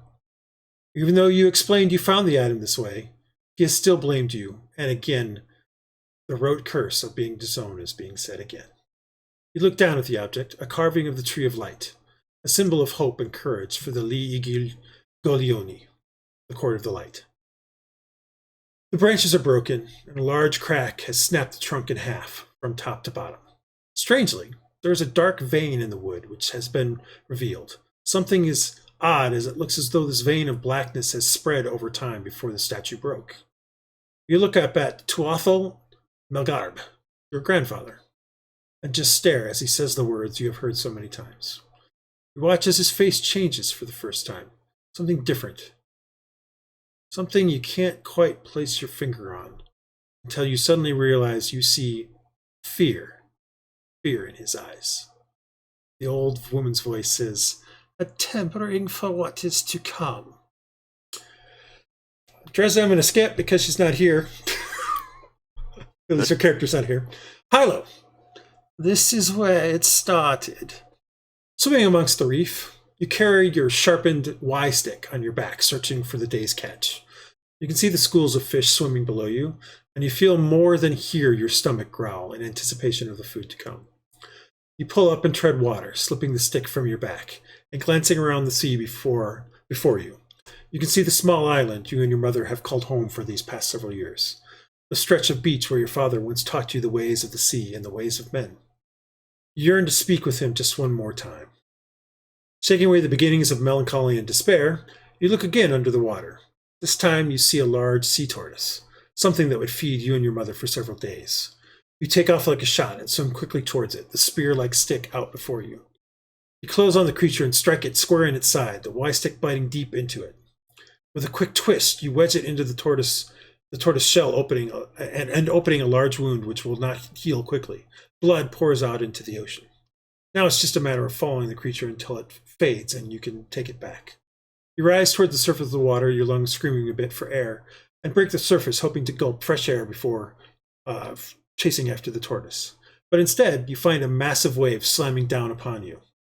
The wave drives you deep into the water and slams you into the reef below, coral being driven like knives into your legs and back. You try to shout out, but only inhale water, and what little breath you had left is lost.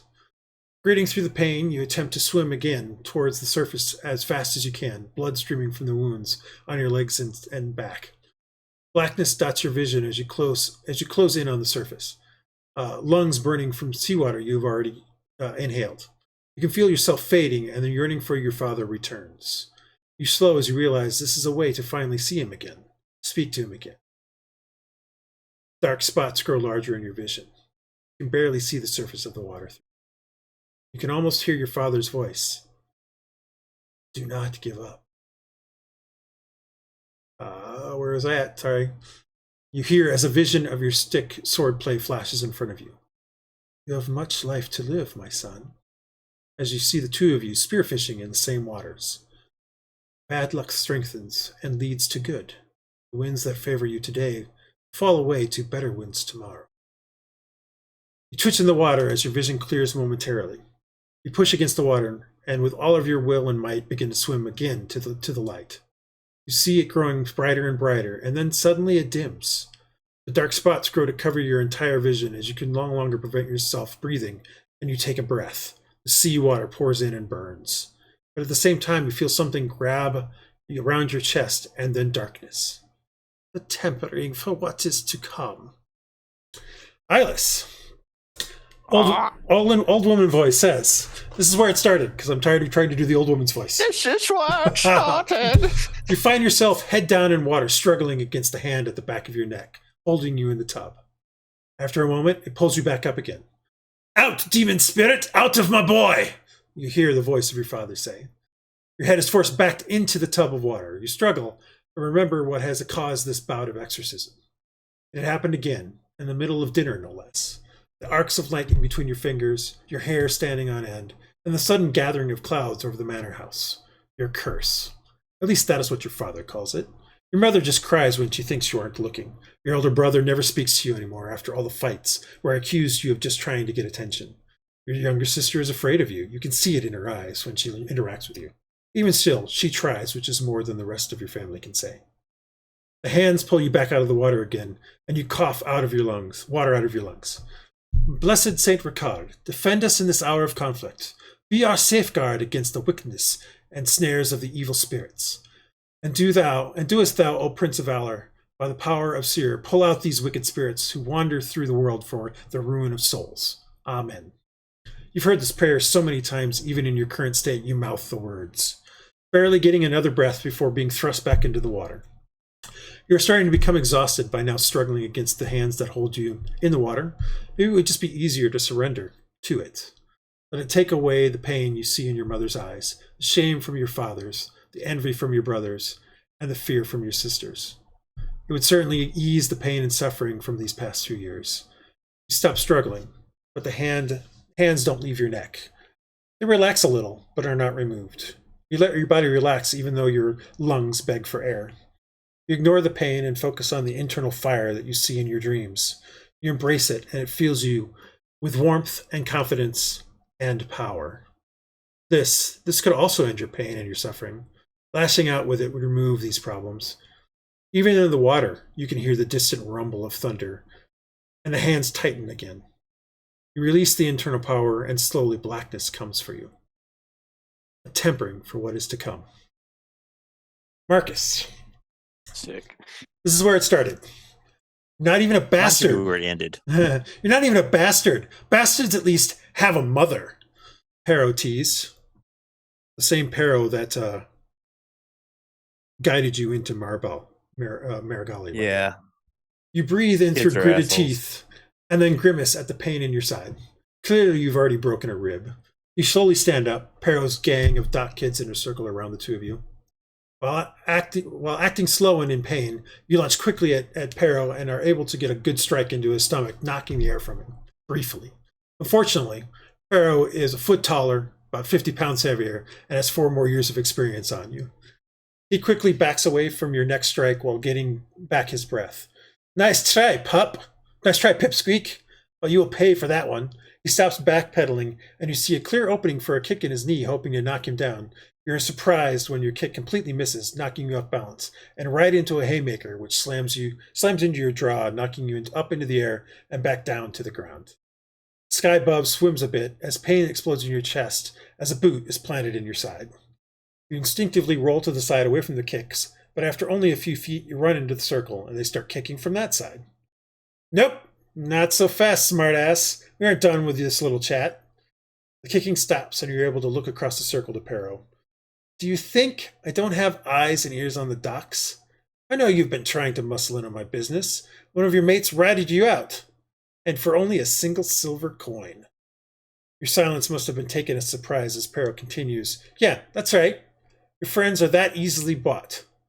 Now the boys here are going to complete the lesson, and then if you're good, maybe, just maybe, I'll let you join our little operation. Pero turns and starts heading out of the circle. You hear him say, make sure he can't play or sing for at least a week. You hear him say this as the circle opens to let him out. 10 people, kids really, close in on you and kick, and the kicking and beating begins anew. A tempering for what is to come. Rhux. This is where it started. This is what happens when you steal from the master, Vixen says in Alec. You're tied to the whipping post in the yard and are unsure what Vixen means. All you had done was found a ring, a serpent eating its own tail carved from obsidian with deep red rubies for eyes. First lance of pain down your back is accentuated by the crack of the whip. What is on the master's plantation is the master's. Another lance of pain and a crack. You're still puzzled as the ring was found in some ruins past the stones marking the edge of the plantation. As your mother is given leeway to search for herbs of plantation to the north, so have you been giving that leeway as her helper and apprentice. Another lance of pain and another crack of the whip. You had been in the ruins many times before, but this was the first time you had been drawn past them, deeper into the swamp beyond. Another cracking of the whip and more pain across your back. You can now feel the slickness of what is clearly open and bleeding wounds, and the pain of each strike is ever more excruciating. No more than a quarter mile or so into the swamp, you found some new ruins. They were strange, similar in some ways to the ruins your mother had shown you to find the specific flowers that enhance healing. But the rocks of these new ruins showed signs of carving pictographs in iconography. But it wasn't Malaz gods or images, but human ones. Another crack and another lance of pain. This type you cannot help yourself and shout out in the pain. Deeper into the ruins you went and found strange broken columns unlike those found in the other ruins. These were more circular blocks with little adornment, except for one broken piece of column with 3 interlocking rings carved into it. It was near that column where you kicked something. Another crack and another lance of pain. The ring. You had kicked the ring. Finally, the object you kicked, it intrigued you. Nothing more. It intrigued you nothing more and nothing less, and so you put it in your pocket and continued to look around this new set of ruins for herbs and minerals that your mother might want to use. Another crack, another lance of pain. You'd found some interesting things and were on your way back when you found Vixen standing there where you left the previous ruins. Why have you left the master's plantation? Was all he asked. You pointed out the new herbs you had found, but forgot to mention the ring. Another crack, another lance of pain, and now screams. Were they yours or someone else's? Turn out everything, Vixen had ordered, and that is when he found the ring. Hiding objects from the master is forbidden, even from those with special privileges. Follow me, is all he said, and you assumed you might get a reprimand. Another crack, another lance of pain, and now sagging against the bonds, too exhausted to even scream. You were met by the master near the stones marking the plantation edge. Vixen showed the ring to the master, and then the master asked where you got it from. Something about the questioning, the look in the master's eye, and a feeling deep in your side yourself made you decide to keep silent. Even through the haranguing and the threats against your mother, you kept quiet. Until the pain made you scream until you passed out. A tempering for what is to come. Praedyth. This is where it started. The wind howls across the landscape, biting into you, even through the layers of your cloak. You stumble forward through snow almost as deep as you are tall. Each step requires digging a trench down which the cold, strong wind can be funneled to you. It had been 2 days since the most important discovery of your life. At least you feel it is. Strange altar beneath the circle of stones, the raven-feathered cloak so exquisitely carved into the statue of three faces. Your life had been building this, you're sure of it. After making a rubbing of anything important, Felnon Lawwaters was standing before you. Sir, we were expected back at the camp 2 hours ago. You waved him off as you looked over the small chamber one more time. The statue of the three faces. God? Goddess? You were unsure, as the faces were far too degraded to tell. And further, you were certain the faces were masked. However, the cloak was almost pristine, and the feathers that made up the cloak were very clearly Raven in origin. You knew it, even if Felnon, was that his name? Didn't believe you. Trudging through the snow, it was all you could do to keep your mind focused on the present, to keep trying to make it back to the circle of stones. You flashed back again to the chamber. Something was eluding you, and Jestin. Yeah, it must have been Jestin. Was nattering on about leaving. Yes, in a moment, you remember saying. Oh, sorry. Yes, in a moment. You remember saying. Tanlin continued to implore you to leave. Was it Tanlin? It must have been. But something had caught your eye below the statue. You moved closer to it and found 3 circles interlocking above a set of symbols. Does this look like a word? You asked Zanvin. It had to have been Zanvin, right? The assistant came forward and before looking says, after I check this, we are leaving. You nod to shut him up, and he leans down and looks. I don't see anything here. Can you point it out? You look again, and there is nothing. No 3 interlocking circles, no symbols that look like they might be writing. You shake your head as the wind bites in again. Clearly you had seen something. You continue to dig, heading in what you are sure is the direction of the stones. You pull your gloves off briefly to shake the snow from them, and notice your fingers are almost white. That is when you realize you aren't really feeling them anymore. Quickly throw back on your gloves and hunker down in the trench you have been making, reducing the cold a little. Finally percolates through your absent mind that you might actually be in trouble. Given the snow and the wind, you're not sure which way is forward, and the trench only leads back to camp. Shaking your head in frustration, you try to move forward and make more of the trench, but your hands are just not working right. You settle in for a second, and your vision fades in the memory.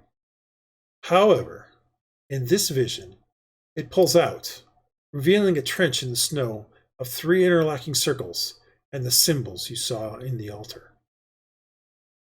However, now you can read them. The past, the present, and the future are one. A tempering for what is to come. And now I'm going to read Dresd'a's just because I want to get it on recording. For Dresd'a, this is where it started. Skipping down the docks, you have just come back in from another fishing trip with your father. He lags behind putting everything away and in its place for the morrow.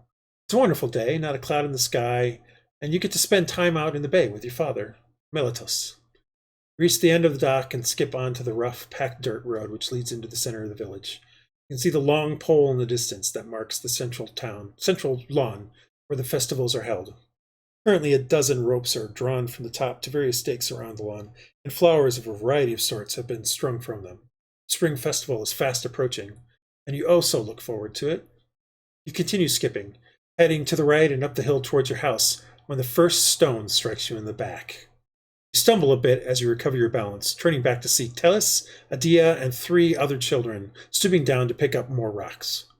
Adia is standing there laughing. Just what you deserve, half-breed, a stoning!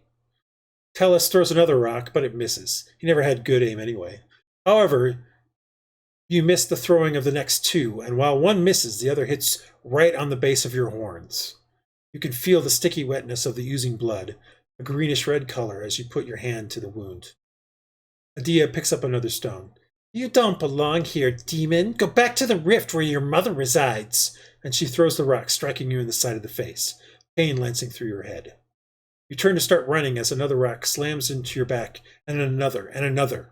You fall to the ground crying. As you try to get up, you find someone is sitting on your legs, and you turn back to see Telis, sitting there, a hateful but also gleeful look on his face. Adia and another child struggle forward with a large rock carried between the 2 of them.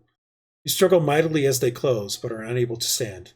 You hear Adia murmur, piso stin colase maze su. as they drop the rock on your head. Faintly you hear, "Stop, stop, get away from her," as you lose consciousness, a tempering for what is to come. And time moves forward, as each of you have had a vision of something that has happened in your past. So kids suck. That's essentially what I got from this. Yeah, this is like... Of course they do. Kids do suck. But as you guys kind of reel back a little bit from this vision and sort of look back back at the orb, the sort of swirling part to it stops, and it just turns a milky white, and that's it. There's no longer any motion anymore. That was it. Yeah, is there any actual mystical things I can determine on it now? Yep. Is there a tempering for what is to come? You just rang the bell, so to speak, and it did something. You hear a bunch of shouts though outside as well. Like somebody's like, "Man overboard! Man overboard!" And you look over there, and like about 2 or 4 people of the crew, including True, are kind of all like looking a little dazed. And then people that were further up, like some up in the rigging and stuff like that, are shouting, "Man overboard!" Everybody got the vision. Okay, this is okay. Rush aside and throw a rope. Yeah, throw my rope overboard. Yeah, so it takes a little bit, but you're able to get Artec back on board. He's the one that fell off. Man. And while you're doing that, True is like kind of look at you guys funny for a little bit. Like she wants to ask you a question, but is afraid to. Just shrug at her and like, I have no clue. And just shake my head. Yeah. Okay. What are you guys doing? I mean, just chilling. pick him up. Yeah, you guys getting back in and getting back. Yeah. He again, he doesn't say anything, but he looks a little dazed. Like, not everybody looks dazed. So, like for instance, to give you an example, Rad is up in the crow's nest. He doesn't seem dazed. He's the one that started shouting, "Man overboard!" Oh, good. It had a range. Yeah, it had a range. Nobody fell out of the riggings and needs help. Well, or anything? Artec fell out of the riggings. That's why he went off. Oh, he actually hit the water. Yeah, Okay. he hit the water though, luckily. So, I'm gonna take True aside for a second. all right. It's like, what the hell was that? Dresd'a's had visions of this pearl, and we found it in the temple when we identified it. Did anything happen to you? Did it show you visions? Something I didn't want to have to remember anymore. Yeah, us too. I'll have to talk to Dresd'a and see why the gods would want her to search for that or what it was. Have you ever heard of anything as your god or anything? God's got his storms in action. This is not action. This is dwelling upon the past. And she says, put it in something that'll lock that up. Don't let it happen again. I don't know if I can stick around with something like that. I don't think it'll happen again. It's done. It's done its damage. If we had known, we wouldn't have done that. Thank you. And she heads back out. Yeah. And starts directing traffic again, so to speak. All right, we need like a lead-lined room on that ship. Yeah. You got a lot of money now, by the way, and you've got ore. I don't know if you've got any lead ore, but you got ore. Maybe you can make one. Yeah, it's really good to have a safe room in a ship made of lead. That helps the seaworthiness a lot. Yeah, totally, doesn't it? Okay, so now it's just a pearl, or just a... No, it's still the same size. It's just, and it's still milky white. It's just there's no motion in it. You're not sure why. I mean, okay, let's clearly not mess something with it just until we're happened. someplace. Clearly something happened. You're just not sure what else to do with it. And I will remind you a couple things. The ghost did say, "Hey, take it to the rune mages in Emerdal. See if they can give you any more information about it." And remember, he literally told you that it gave him visions, but he was very specific in saying that it was visions of the past and the future, and sometimes the present, just in different places. Like when you guys asked him about it, he was very clear about those things. And Dresd'a also read about it, having him in some of his writings. He said that also was the case. Well, Marcus is going to give this to Dresd'a to hold on to. Right. Definitely her thing. She'll take it back. It's just she was curious what you guys wanted to do with it. Yeah. And now something has happened, and she's like, okay. And she kind of puts it back. I also forgot. Again, I wish she was here because something happened last time that would have been. It's very important to her. When she went to do her binding in the morning. Yes. She was not able to recreate Totem, the Minor Spirit Totem. Oh, wow. Is that the one that got sucked away? That's the one that got sucked away. She will be able to pick another one, though, if she so desires. So you can let Kat know that she should potentially look through them. She's just no longer able to bring forth Totem. Toto, okay. And again, I finally found my notes that I was supposed to say last time. When she grabbed, again, John, this is something for Kat, and I'll probably try to tell her again. When she grabbed the orb and she felt the tingle, she also felt an echo in her head from Basir say, "True names have power," and Iofe Radark Fior is mine. And that was just but an echo in her head as she grabbed. So something gave her its true name. Mm-hmm. Yeah. Okay. Write that down and tell her. Yeah, I remembered that I wanted to do something like that. I just couldn't find the damn thing, so that's why I said there was a tingle. So I finally found it. So I will just provide that today, and we can get it to her. Okay. Anyway, again, that happened during the temple stuff. What are you guys doing now? The ship is still moving. It's slowed down a bit because everybody was a bit confused for a while. At we had to get the guy out of the water. At some point, yeah, you had to get the guy out of the water. At some point, Severino does come up on deck and tries to kind of corner you, Marcus, but it's not currently. That's probably be like an hour or so from now. Okay. Yeah, I think I'm just gonna try to lose myself in like archery practice and some type of repetitive task. Maybe try to working with the sails, something that Marcus is going to try to do. Okay. Anybody got anything else they want to do? Am I able to history check again? No. You either know it or you don't. Once you've missed it once, you don't know it. I think he forgot. He just needs a little time. You really should have paid more attention in those classes there, Aaron. A class. I'm gonna go check out the cargo, make sure everything's looking good. And you find Guido down there again, still trying to catch the rat that's down there. While you're down there, though, you do hear Rutillo talking to the manservant, and their voice is a little loud again, but it's more like they're not really arguing with each other. They're more, how do I put this? Rutillo seems distressed about something. It's probably the best way to put it.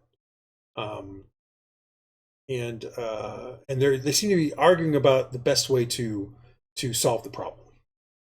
Like you're only getting bits and pieces of it, so that's the gist of the conversation. While you're checking the cargo and looking around, stuff like that. I mean, the walls aren't super thick down there, so like you can clearly hear conversations that are slightly above a normal tenor. Well, I could get up closer to the wall and try to listen carefully. You could try if you wanted to. You're not sure how your passenger would take to somebody trying to eavesdrop on them, but that's up to you. I can pretend I'm checking on the structural integrity of the ship or something like that. On their wall. If you want, you can. You'll just need to give me a perception check. Okay. Yeah.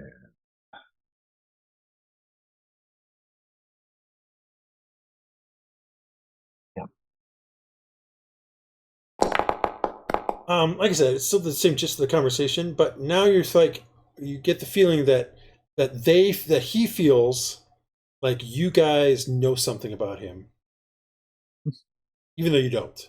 Like he's talking about, how did they know that? How were they able to project that into my head?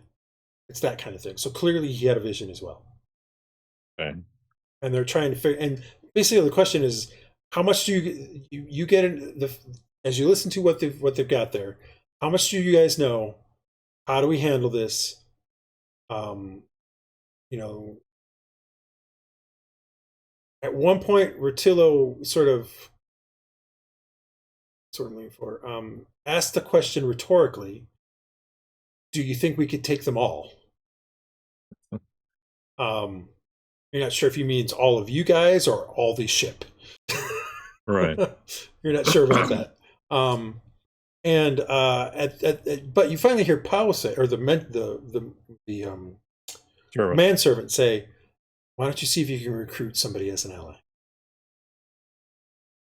And at that point, you hear Rutillo say, "Oh, it's a good idea. I think I have an idea of who to approach."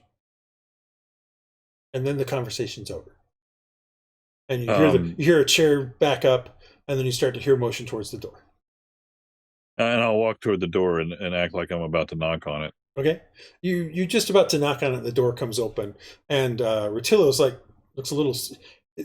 Normally he's sort of a pretty kept guy in the sense that he's not very open with his emotions and stuff like that. But you see a little bit of a shock of surprise across his face, and that then briefly turns to anger before settling back into his more neutral tone, where he's like, "Can I help you?" Yeah, just wanted to check, see if you need anything. Let you know that we're probably going to be, we don't run into any trouble at the blockade. We should be in Calastria. What is it, today or tomorrow? When are we supposed to be? Probably today. Evening. Yeah, this evening. So, okay. Thank you for the information. I don't think we need anything at this time. Okay. Well, all right. Well, let us know if there's anything else we can help you with. No problem. And then he closes the door. Even though he was coming out, he closes the door. Guido is still back there. He kind of looks at you a little funny. He's like, and he continues trying to get some cheese into sort of a deadfall trap still. What he's trying to do. So far, he's been unsuccessful about catching this damn rat.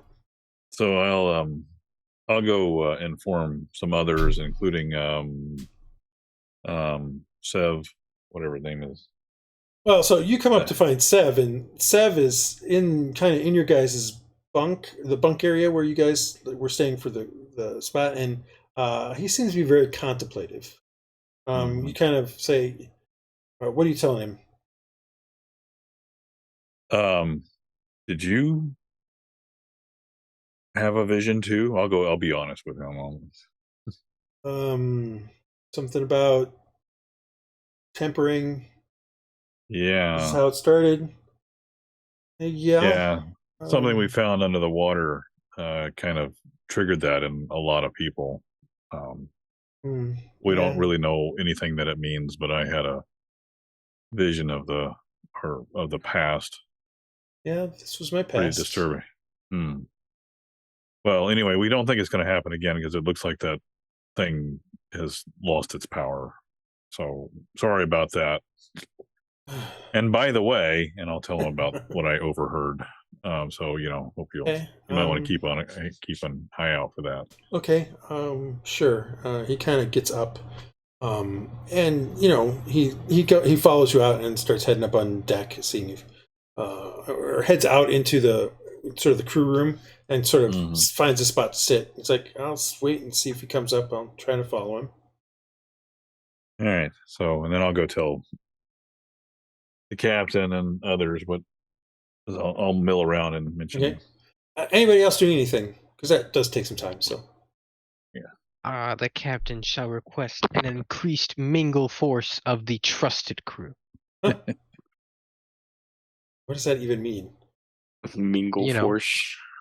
Yes, a mingle force, making sure that there's at least in all like the circles of areas where people are hanging out or something, there's at least one person that we absolutely trust in there. Okay. Go for it. No, But can we really infiltration. trust Marcus? We don't really know that we can really trust Marcus. That's true. We all join together and become Mingletron with Yeah. a giant sword. Jesus. I was wondering where that one was going. Anyway, anybody doing anything else? Okay. And it takes you guys about 2 hours to get to the to basically the what are known as the what is it called? The Straits of Manolo. Straits of Manolo. So this is where Manolo first found a way through the islands and shoals of the wall after the rising waters had settled down and filled the basin beyond. Passing through, even in the squalls that you've got going on now, as you pass through, you can see the water change from sort of the teal azure kind of, Caribbean style kind of color of water to a much deeper, darker blue. And even with the choppy waves that you kind of are going through, you can see the seafloor falling away dramatically as you cross over what was once known as the wall before the whole rise of the water. Further, you can see some small islands of rocks floating under the water in the water itself. These were once sky islands floating around the face of the cliff that were covered as the waters rose. So they're still underwater, floating underwater. These are things you can see kind of around this cliff. Like, think of it this way. So here's the seabed coming along, and then suddenly it just drops like 2,000 feet. And That's not ominous at all. No, it's just the way it was before the waters rose. Yeah, that's cool. That's part of what kept the waters on one side versus the other. And so once it finally got high enough, the stuff kind of started to overflow or waterfalls and filled in the basin beyond over the course of several years. Actually, hundreds of years, to be honest. So that's what you kind of go over top of as you're kind of going through this. It's about this time, Rhux. I'm finally going to do your thing. lots of little things here today. Rhux, so you're standing at the prow of the ship and you watch the sea stretch out before you, the waves causing the ship to gently bob up and down. As you look out over the sea, you see something dark pass beneath the waves, heading parallel to the ship. You can't quite make out what it is, but whatever it is, it's large. You watch the shape move parallel to the ship for what seems like hours before noticing the shape suddenly turn towards the ship, faster than you would have thought something of that size could move. It now bears down on the ship, 500 feet, 400 feet, 300 feet. You can now make it out slightly, and your blood turns cold as you realize it is a giant kraken with far more tentacles than it should have. 200 feet. You turn to try to shout to let everybody know, but you seem frozen to the railing. 100 feet. You brace for impact when suddenly it seems to slam up against some kind of unseen barrier less than 30 feet from the ship. Waves of water spray up into the air where the creature has hit this barrier, causing you to look away briefly. When you look back, you can see a face in the water that continues to stream up from the depths. A voice says, "Good," and looks upon you. As the water falls back towards the sea, you hear the voice say, "Protect." And the dark creature again attempts to reach the ship, but slams into the unseen barrier. This time, however, it seems as though the creature got a little closer to the ship as the water sprays up into the air. The voice again says, "Protect," and fades as you snap out of your reverie and find the sea calm before you with gentle waves, causing the ship to bob up and down. I hope you're there. Rhux. You guys passed through the Straits of Manolo, and are now in what is known as the Sea of Tears. Technically, I've changed some names here. The wall now splits up the two seas between the Sea of Margali and the Sea of Tears. So you're now in the Sea of Tears proper. True announces, all right, we should probably be near the Blustery Isles, probably mid to late afternoon. And you guys continue on your way from the ship standpoint. Anybody got anything they specifically want to do? I'm gonna ask Sev if there's anything as far as dealing with the blockade, is there a way we can make it easier, like getting all the cargo in a certain section, or does he know of anything that will expedite the process? I do not know of any way that will help you in that way, but it depends on who the people are. Maybe I will know them, maybe I will not. If they are who I think they might be, and just be as honest as possible and do what you need to do. Just provide them with the information that they ask for. All right. Use Lord Morvin's paperwork if you need to. It's the best I can say for you. Most of these ships. Can you remind me of the paperwork we got? You specifically asked for something you could give to the freaking. Just show that we were on duty. Okay, yeah. I didn't know if there was more than just that. You specifically letter asked saying for we were on business for him. Okay, it might just be that, you don't know. But you got multiple pieces of paperwork from him. One was a letter of introduction to Lord Amarillo. One was some documents for if you needed help getting through the blockade. Like, you had a bunch of things like that. Okay. And Dresd'a is going to go and talk to the archaeologist and ask if she's ever seen a stone like this. Is there any writing on the stone? The eye? Nope. Just a perfectly smooth sphere of milky whiteness. And yes, if you might, other than its size, literally it's the size of an eye, you might mistake it as a pearl, but it's far too large. It's the largest pearl you would have ever seen in your life. By a lot. Okay. A pearl the size of an eye, if you saw one of those, you'd be like, that was one old goddamn clam. So Dresd'a will also mention to our captain that maybe the archaeologist might know something about the sword. Maybe. Although, again, she's more Malaz oriented than anything else. But maybe. Yeah, but I mean, I'll ask. Trying to Dresd'a can easily speak with Galso because they're in the same room. Galso, though, today seems to be more. She seems to be, again, doing the whole thing where she seems to talk to herself, and Dresd'a at this point has realized she's doing sendings and things like that to people. So she seems to be basically on the phone, so to speak. Yeah. Today. So, Dresd'a will ask, are you staying with us once we get there, or are you going to meet your people? She's like, she holds her hand up for a second and says, she's getting ascending. And then she's like, I will probably be getting my stuff together as soon as I can and heading off to the dig that I was speaking of. Okay. Is there anything you really need? This thing? I'm not really a jeweler. That's a really large pearl, though.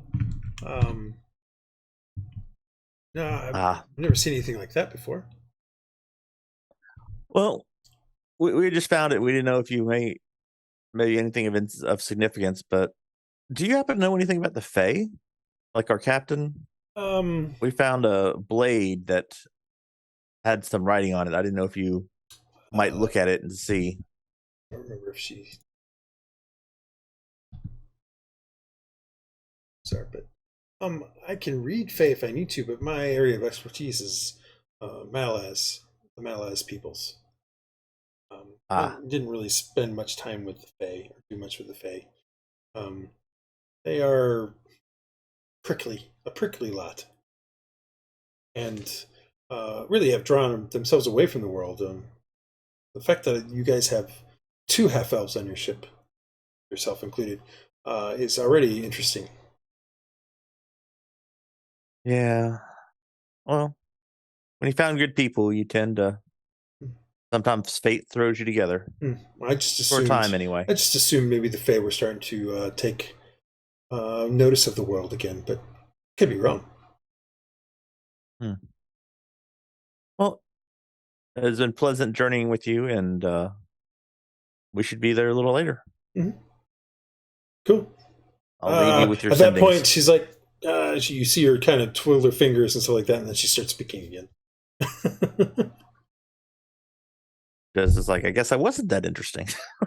I thought my history and stuff was really cool, but I guess she didn't. No, I mean, she's been very clear that this new dig has been on her mind. Oh, last that's the several one that days. she's on. Yep. This new place that the whole reason why she wanted you guys to take her to Calastria. Okay. Anybody else want to do anything? Otherwise, I will do some checks. No, I don't think so. I don't know anything. I will ask again, Aaron, did you hear your thing? Or not Aaron, Rhux. Rocks.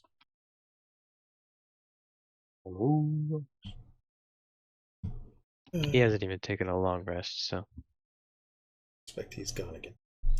All right. You guys continue to sail throughout the day. Let's bring up here's map. Start moving you to the right spot.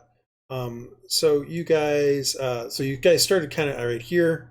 Have come back down around through the spot here and are now moving your way up towards Calastria. And Calastria is here on the Blustery Isles. So these are the Blustery Isles. This map isn't quite right anymore because there should be some stuff down here, but neither here nor there. We'll get back to that in a little bit. And what I mean by this is these things are really down here now, but whatever. So we got this.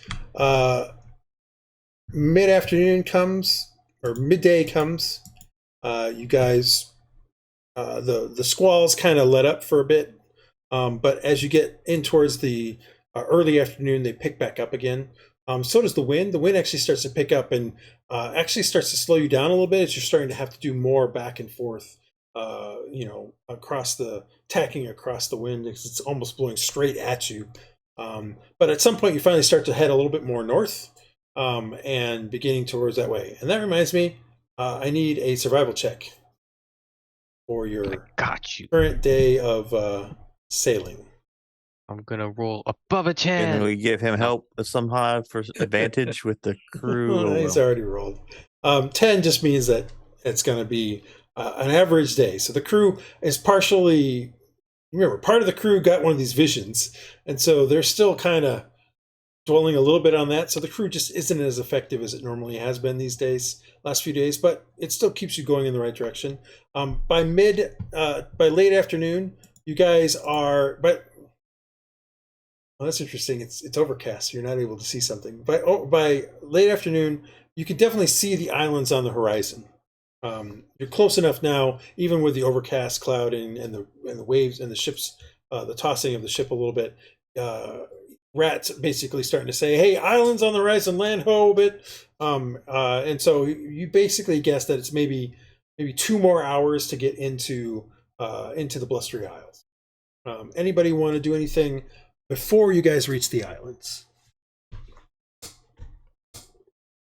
I do not. Is there anything we need to hide? Is there anything we need to, then do we have a place to hide things? I mean, do we need to? We didn't really build a smuggling cache. No, but anything we want to sit out of? Let's put anything out of sight that doesn't need to be. We still have those longboats behind us, right? Yes, we haven't lost those. Yeah, they're kind of tossing it a little bit in the sea, but yeah, they're still with you. And those show damage from where they were attacked by one of them for sure. The other one not so much, but so we can use that to verify our story as well. Yeah, one of them you had to patch. Yeah, and in fact, I mean, at this point in time, you can see water in it. It's not enough to sink it, but there's definitely water in it from the rain, but also from just the fact that the patch is only holding so well. Right. So we have that if we get stopped. Maybe we won't even get stopped. Maybe the seas and the storm will let us just sail on through. But I doubt it. Yeah. Well, all the other stuff, we just need to, whatever we need to put away. So, batten down, I don't know, nobody needs to see the pearl or whatever it is. The Eye of Eternity. Yeah, no one really needs to see the Eye of Eternity. I think that's it. Chris has just got it in something. All right, Dresd'a swallows it. You guys, during the early afternoon, I neglected to mention this. You guys did see Rutillo up on deck, but Severino's pretty much been staying right on him. So he hasn't. While he's been talking to several people, he's been moving along pretty quickly. You don't. About this time, Severino kind of comes up to you, Hylough and basically says, "I've been on him like glue. He's really just been more, hey, kind of like, hey, we're almost there, yay, kind of stuff with these guys. I don't know if it's really. I got nothing more for you. He's Well, if he's trying to contact somebody to talk to these various people, then he is he's not doing a very good job." yeah. Okay. Thank you. Yeah. Thank you. All right. Well, we're almost there. So. Right. Another hour goes by, and you are now basically. Oh no, I never did add this. Huh. Well, I am a bad person. Okay.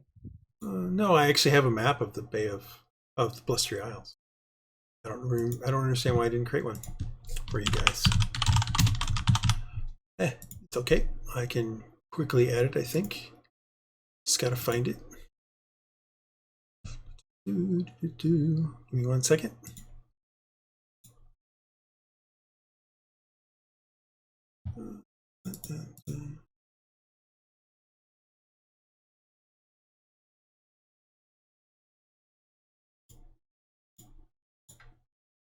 There we go.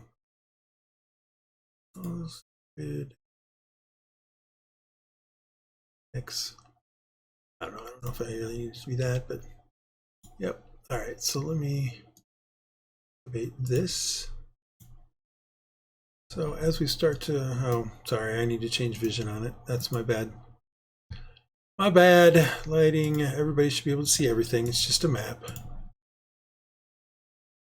All right, so here are the Blustery Isles. Cool. And you guys are headed to the you guys are headed to Calastria, which is going to be right here. So let me add Ship. the ship. Give me a second. Essenza. So you guys are coming from down here more than anything. And I have no idea if this is the right size for things. So as you guys come across, you guys are getting closer to the actual thing. You start to pass by the Isles. Wow, this one doesn't have the names on them, but this is known, that the Isle here is known as the Howling Isle. And Rhux would be able to tell you all of this stuff because Rhux is from the Howling Isle. You guys actually continue to come closer in, and as it gets close to dusk, you're maybe about 45 minutes from dusk, although it is darker. At a certain point as you're coming through here, it gets darker. And you're not sure why. Like, it's overcast still, but it gets darker. And you guys come around the corner, come around the edge, and that's when you start to see the ships, the Margali ships, a couple of Echinosian origin, and you see one of them break off and start coming towards you guys. What are you guys doing? No. What do you guys want to do there? Except We just slow down and Okay, so you're going to slow down and I guess. all right. Yeah, Captain. The ship gets closer and closer. It's definitely a Maribari vessel. And as it gets closer, you can see along the side it says the MNS Espuela Coral. And Severino's kind of with you guys, and he says, "Oh, well, it could have been worse, I guess." Is what you hear him mutter kind of under his breath. And as they get close, you can hear a shout across the thing saying, "Ahoy, ahoy! Heave to! Prepare to be boarded." We So, comply. okay. You guys drop the anchor so that it can at least slow you down. And you drop the sails and stuff like that under True's instruction. They drop the sails, and the ship gets kind of lashed together, and they kind of come and they put a board across, and a woman in uniform comes across along with 6 sailors, basically, from the looks of it. She gets across and she says, "I am Lieutenant Eva Carreño. May I speak with your captain, please?"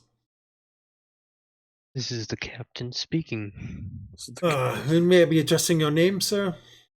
Captain Aaron Bear. Captain Bear, we are here to inspect your cargo to see that you're not bringing any contraband in. Can you declare what you are carrying into Calastria? I declare what I'm carrying to Calastria. And hand her the She hand her says, and the paperwork from All right. Severina or whatever. What's his name? From Morven? Yeah, Morven. Yeah, Well, Count Morven. as you kind of list off the stuff, she says, gunpowder is one of our items that we are not letting into Calastria at this point in time. I'll give her the paper. All right, so you hand her the paperwork.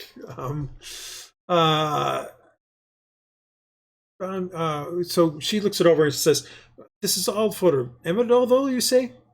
She's reading the manifest first. If you're giving her the Morven paperwork, she's not opening it initially. She wants to see what you have first. And she basically is telling the, please go inspect the cargo, she says to the men behind you as she starts looking through your manifest. She kind of sees the paperwork from Morven, and she just puts it behind the stuff for now. This says all of the stuff is bound for Emerdal. Why would you stop here in Calastria? We're on a mission from Count Morven to. Sir, I'm speaking to your captain. Well, I whispered to my captain. I forgot my response, okay? I had planned out what I was going to say, I forgot. Well, we are here on business with Count Morven. No. Or Morven, but... Lord. What? Then why would you bring cargo that is bound for Emerdal? This seems like a very bad business. Just, if I am a merchant trying to get my trade to Emerdal, it seems very silly for me to put it on a ship bound for Calastria. Our business takes us to Emerdal after. See. Give me a persuasion roll. Oh, persuasion. Oh boy.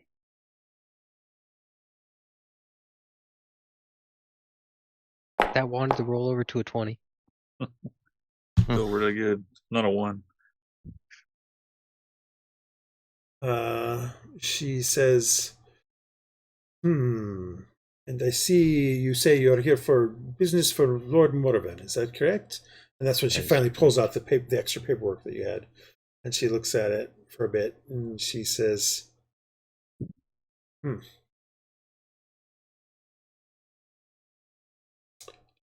Pete looks at the persuasion roll again and says, I think that I cannot allow this gunpowder into Calastria, even if its final destination is for Emerdal. We will have to confiscate it. Well, and at that point, you can see Guido kind of like behind, like, oh, guys. Like, he's like turning purple. He wants to say something so badly. So that's not the gunpowder that we were equipped with for our ship. No, it's the gunpowder that Petchy is bringing in.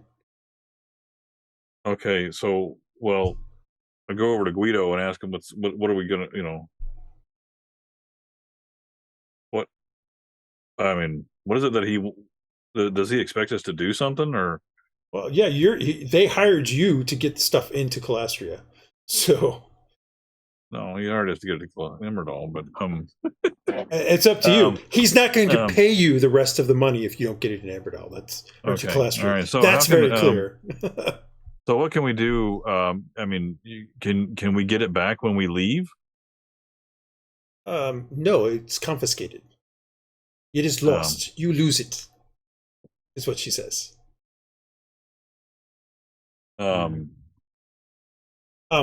Because she's looked at the papers, you can have one more persuasion check. Okay. Basically, you get advantage on the roll. So if you get better, then I did not. You did not. She's like, anybody want to help out here? I don't really know what to do here. I don't either. I mean, I'm not. She basically starts telling the men, start bringing up the barrels of contraband, and we will move it to our ship, and it will be taken back to Meribar. Listen, Commander, we were not Lieutenant aware that She's this a lieutenant. Lieutenant, that this would be contraband at this time. we had just heard there was a blockade. We weren't aware of all the particulars. I'm sorry. This has all happened recently. I'm Is sorry there not for a your way that loss. you could tell honest merchants to go through? I mean, even if you have to check us when we leave to make sure the gunpowder's still there so no one has taken it. Or if we could find a place to put it, to store it, we could pay you to store it for us to pick it up on a way out. No, that is. I'm sorry. That is not part of the agreement of our blockade here. You're unfortunately going to lose this cargo. I forgot what all Praedyth's cargo is, but that's the important stuff. That's what she really doesn't. I thought it was like slaves and. No, he's not Anyway. slaves. No, Petsy So I have an has- idea. Charm person, anyone? Don't do anything to get us in Don't do that. more trouble for Oh, however okay. few gold this is going to be. Give me one I second. mean, Petsy has 30 barrels of gunpowder, 20 barrels of ale, and 15 crates of glassware. Yeah, so it's just the gunpowder that is, and the ore is okay. She's not even concerned about the fact that you're missing 5 crates of ore. It's the gunpowder that she's. yeah, I think we're better off just letting this one go. I mean, There's not much we can do. Yeah, go ahead. What are you gonna say? Does Severino have any thoughts on that? You kind of you're trying to get his eye. Yeah. Look at him. He sort of approaches, and as he approaches, he says, "Lieutenant Carreño," and she turns and looks at him and says, Severino. I should have known that I could smell your stench on the ship." That's me. He's like, he smiles wryly and says, "Yeah, all that nausea clearly would make it so that you can smell me from a mile away. Maybe we should speak in the captain's quarters." And he kind of looks at you expectantly, like you can let him use the quarters or not, Aaron. Go ahead. She's like, all right, let us go speak together. I'm pretty sure that you want me to bend some rules for you. And as they're walking through, he's like, you overhear him say, "You wouldn't be wrong. You wouldn't be wrong." And as he steps into the thing, you barely hear him say, "Let's talk about Lord Morvan." She's like, ugh. And they close the door. They're in there for about 5 minutes. During that time, some of the gunpowder gets up to the top deck. Because no one told the men not to stop trying to get it up here. But she, after about 5 minutes, they come out, and she says, "Men, put it back. I think we are done here for today. Hopefully we will not be seeing this group and this ship on the way out, but if so. And the guys grumble a bit, like, "Why the fuck are we doing?" And it's like, put it back below. Actually, never mind. Do not put it back below. Let them put it back below. We will be cutting back over now. She nods towards Severino. She nods towards you, Captain Bear. And she says, "Good day and safe travels to the docks." And they cross back over, pull on the plank, undo the docking kind of cables. And True Me is like, "Mainsail, get up the mainsail, let's go." And you guys start heading in towards Calastria. So I asked him what strings he had to pull and what do we owe him for? yeah. He looks a little bit and he's like, "I know the lieutenant. She was in the same class at the academy as I was. All I did is mention why we were here in Calastria. And I just mentioned that it's very possible that Lord Morvan could provide a good word for her brother." Oh, that's smart. Thank you for that. Well, don't thank Were me. you friends at the academy? Don't thank me yet. Mm-hmm. We still have to get out of this place. She will certainly let others know that you had gunpowder on the ship. I cannot stop her from doing that. So if the gunpowder is not here on the way back out, who knows what will happen. But we will see. Let us get in to the fine city of Calastria as we can. as you guys start to continue moving forward and head through sort of the headlands into the Bay of Pearls. The Bay of Pearl necklaces. No, the Bay of Pearls. Okay. Let me get my description of Calastria. Second. Is this the right one? It's places. It's in this one. As you come around into the Bay of Pearls, you see Calastria for the first time. Calastria is sort of built in 3 levels, so to speak. There's a docks level, sort of a level here along the actual bay itself, where and the biggest prominent feature when you come in is the chalk cliffs that are sort of on the that surround the northern part of the bay. And there is a river that kind of a set of falls that comes down through that river and is carved back in some from that from the in the cliffs itself. Chalk being relatively soft, it's actually there's quite a big cleft back in there, and the city itself is built on top of the cliff and also into the cliff and also at the bottom of the cliff. So there's these 3 levels of the city. What you also notice right away is that there is a massive white there's the ruins of a massive white ziggurat kind of built into the side of the cliff as well. Very reminiscent of the ziggurat you saw on the island where you guys were marooned, in that sense, kind of built into the side of the cliff. However, it's bigger, probably maybe not twice the size, maybe 1.5 times bigger. You would guess maybe 200 to 300 feet one side to the other in width. So definitely bigger than the last one you guys saw.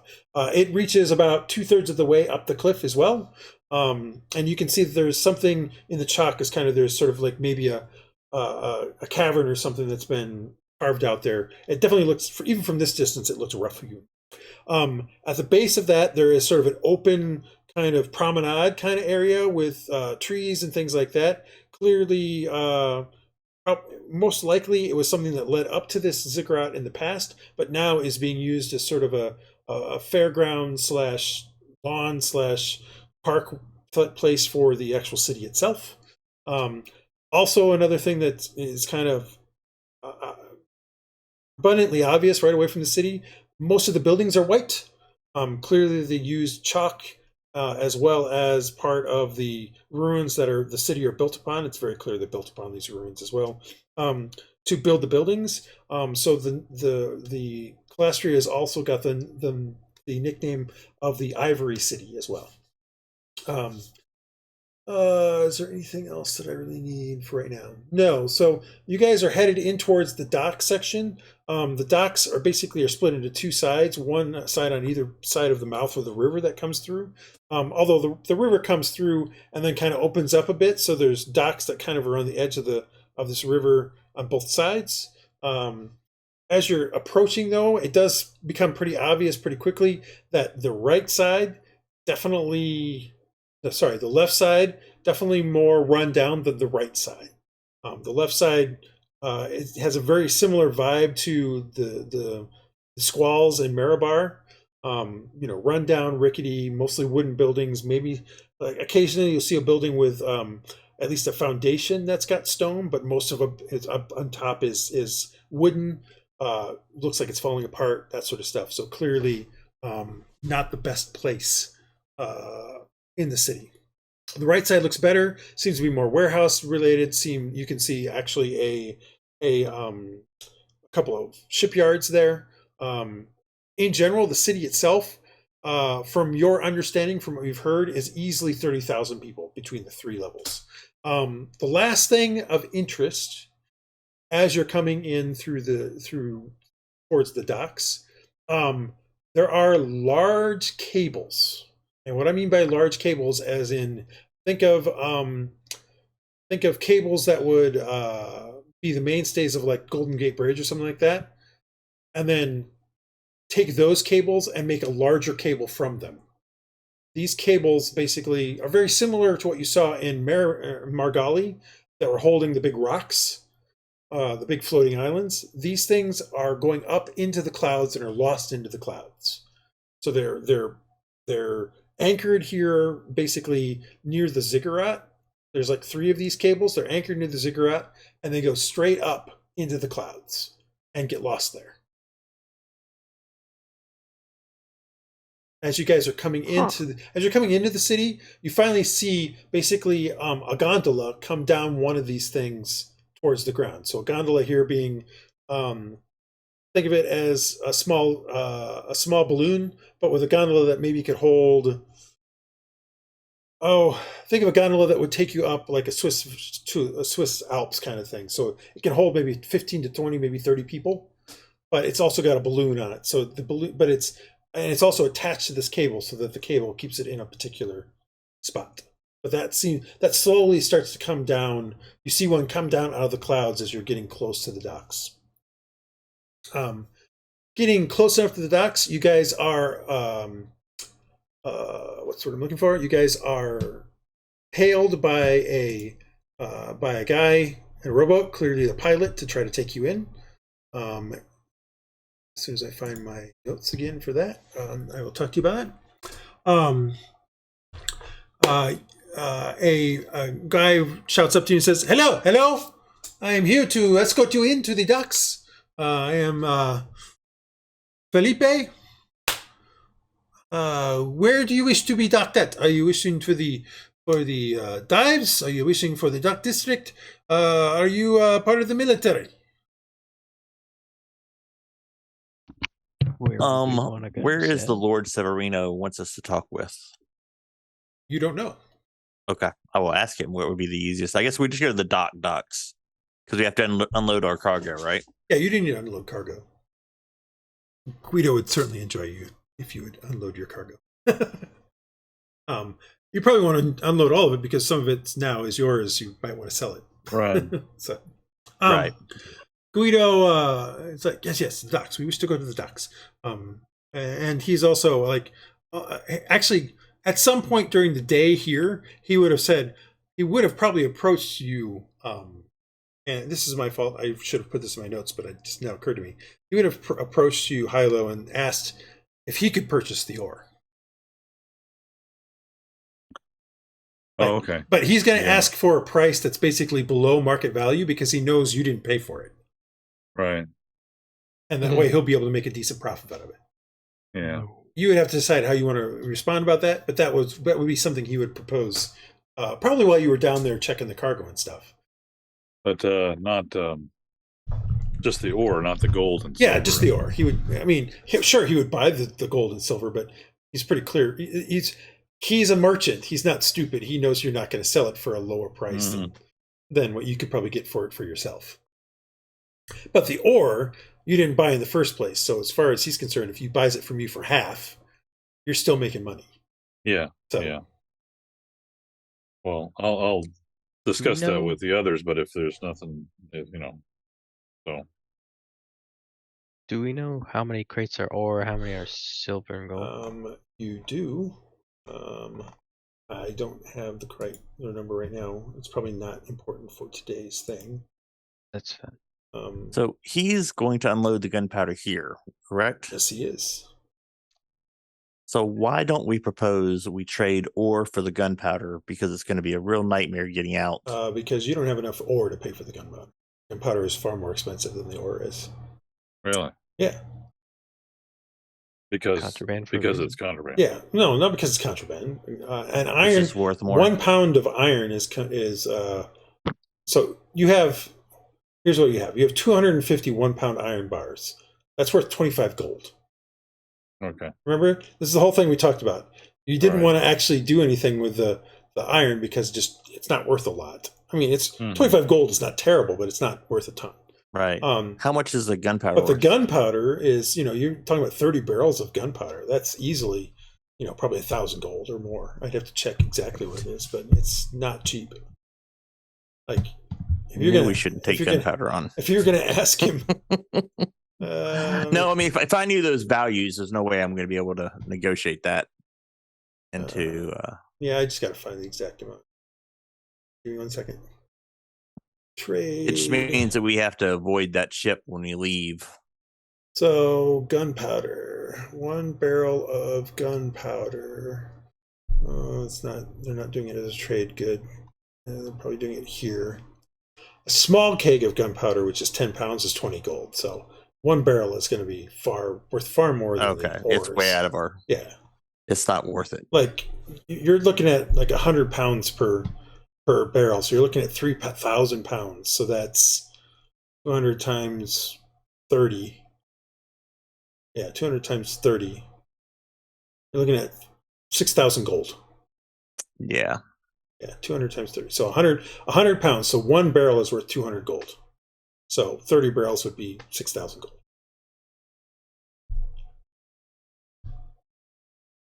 Well, I mean, we can sell the ore, and maybe, I mean, it's. Although we can sell Anyway. it for more somewhere else. Yeah. He's going to give us a cut rate price. Oh, sure, because you didn't have to pay for it in the first place. Yeah. And he wants to make a profit too, so. No, I get that, but I mean, nobody else knows that we didn't pay for it, so we could negotiate at our next port. Sure. And do we have anything else to put it? We really aren't suffering by holding on to it. No, you're not. I mean, it's. That's kind of what I'm telling everyone else. I mean, it's not like we need the space. And you more than likely have more than 250 pounds of it. I think this was before you did all the extra stuff from the Sand Devil. I don't think I have that included in here, to be honest. Okay. Because clearly I don't, because each crate is 10 pounds worth of iron. Or no, it's not 10 pounds. It's more than that. It's got to be like 50 pounds or something like that. I'll have to go back and look. But I think it's worth, you have like maybe 300. You're not going to have 6,000 gold worth of gunpowder. That's for sure. But you might have like 1,000 gold worth of iron. Probably not. You probably have 500 gold iron. Okay, let's hold on to the iron. Would be my vote. Marx's vote. Okay. Yeah, I don't know what we're gonna do with it though, but okay. Yeah. Well, we can sell it somewhere else. All Find right. another merchant. Okay. Yeah, I'm good with that. Okay, so you guys get pulled up towards the docks. The pilot directing you in towards the docks. Getting to the docks. Let me find my notes again real quick. You get to a decent berth on the docks and find as you kind of get tied in and stuff like that. There's a gruff voice from below says, "Ahoy! Here to speak about berthing and dock pay." Looking over, you see a female dwarf. Berthing. How do we know she's female? May I come aboard? She doesn't have a beard. Yes, you may come Okay. aboard. Okay. Coming up on top after the plank sitting down, she's up. Hey, my name is Lisbeth Buras. I am here, the dock mistress of this here portion of the dock. What brings you to Calastia? Our business is our own. Well, okay then. If you do not need any trade, we if are you do just not need merchants. any help removing any No, cargo or anything, forgive our. Well, he spoke too soon. He was joking. He has unusual sense of humor. We are just humble merchants here to trade some goods and drop some passengers off. Fair enough. Then in this case, I will need a one gold piece, 1 crown docking fee, 1 gold piece, as well as a 1 silver piece berthing fee. The silver piece will be paid every day that you are here at the docks. It's my docks, I should say.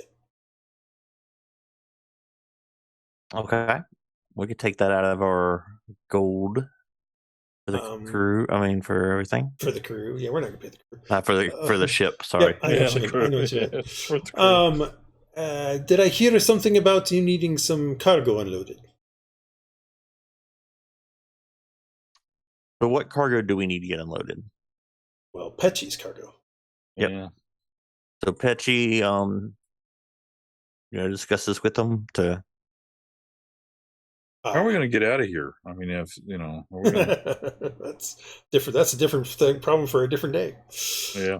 At least as far as I'm Petchy's concerned. issue. He brought it in. I mean, No, it's not his issue. Once the gunpowder's off the ship, it's your issue. Oh no! I agree. I think that it probably would be better just let him confiscate it and suffer the loss of his business. But that's neither here nor there. Do you need some cargo unloaded? And Petchy's like, yep, we got some stuff in the hold. If I could get that started as soon as possible. She's like, fair enough. I need the dock workers. Please get me a group of the Red Clan. Upon hearing that, Rhux, you realize that she just asked for a group of slaves to be brought forth to unload the ship. And I'm assuming Rhux is still below, but Yes. Yeah, I would think so. She says that Do will we cost. object to that? That will cost two. Well, unless Rhux Why would we tells object you, to it? unless Rhux tells you that there's slaves that are going to be coming on board. What? Okay. I'm below right now. Yeah, unless you want to be up on deck in Calastria, the place Well, I where don't want to you're be up on a deck in wanted slave. Okay. I don't want to be up on deck in Calastria.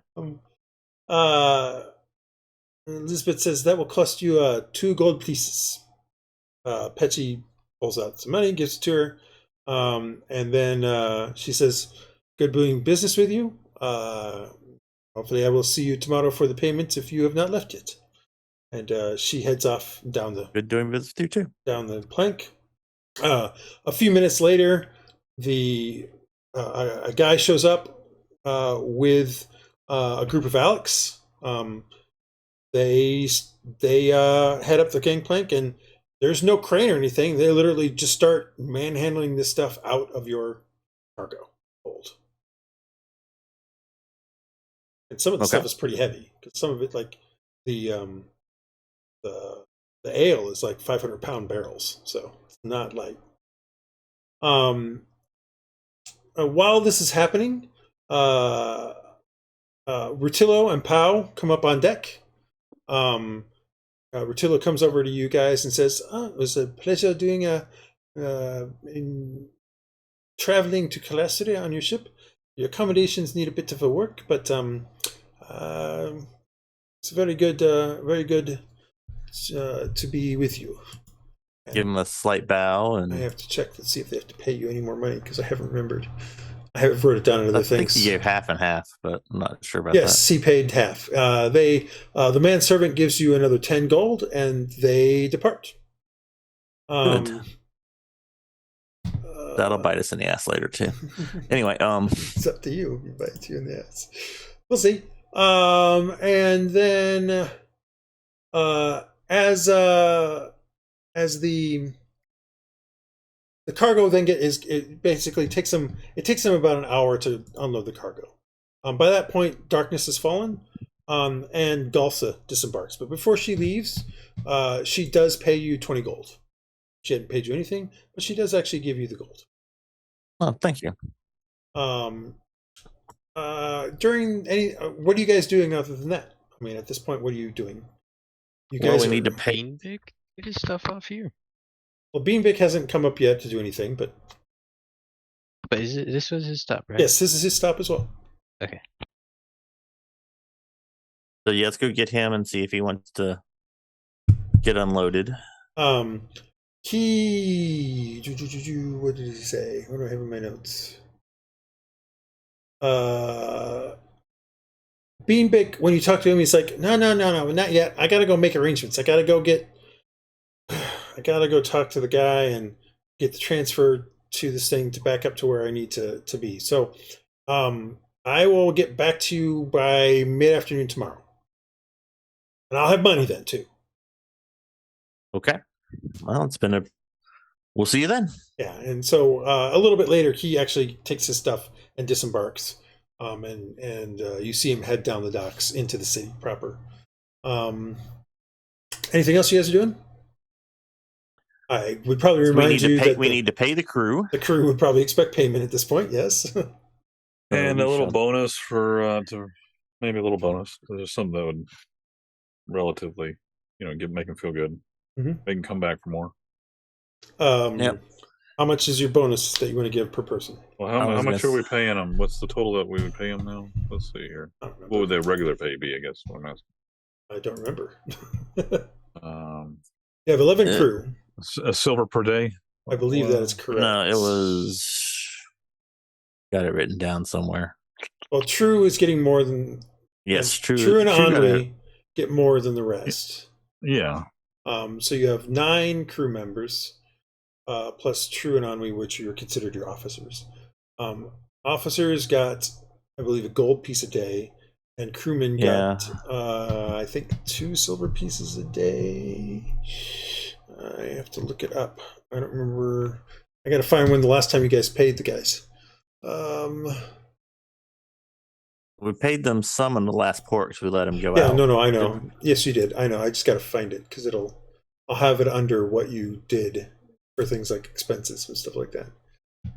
So you had 120 that time, and I believe this date is when you paid things. No, it would have been the next. Yes. Treasure. Expenses. So you paid 34 silver pieces to the crew for, I believe, 2 days previously. So it might have been a silver piece a day plus a gold piece, and that makes sense for the other 2. Yeah, so 2 gold pieces, and Yeah, said you they would have were been 2 gold pieces plus 7 others would have been 2 silver pieces. Still don't. So what do you think about a 20% bonus or something like that, or 10 or 20%? Yeah. Let's give True like 2 extra gold. Well, Just because. Yeah. So everybody gets a 20% bonus, whatever that would be, and then True gets some extra. Gets a bit more. So if we say it's 3 gold a day, Well, let me see. It's running a ship.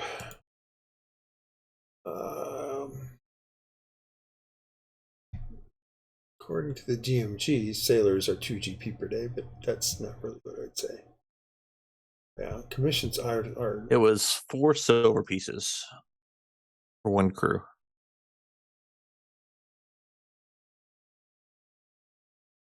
what is this? Ennui and True got a gold piece each. Right, but you did 2 days, so they couldn't have gotten. It had to have been 2 gold pieces, and that's not what I have for what you paid.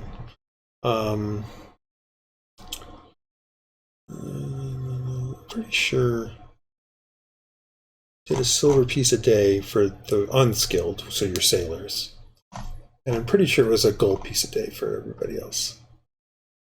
So that means per day it'd be 2 gold plus 7 silver. So sure, if you did 3 gold per day, that's a nice round number.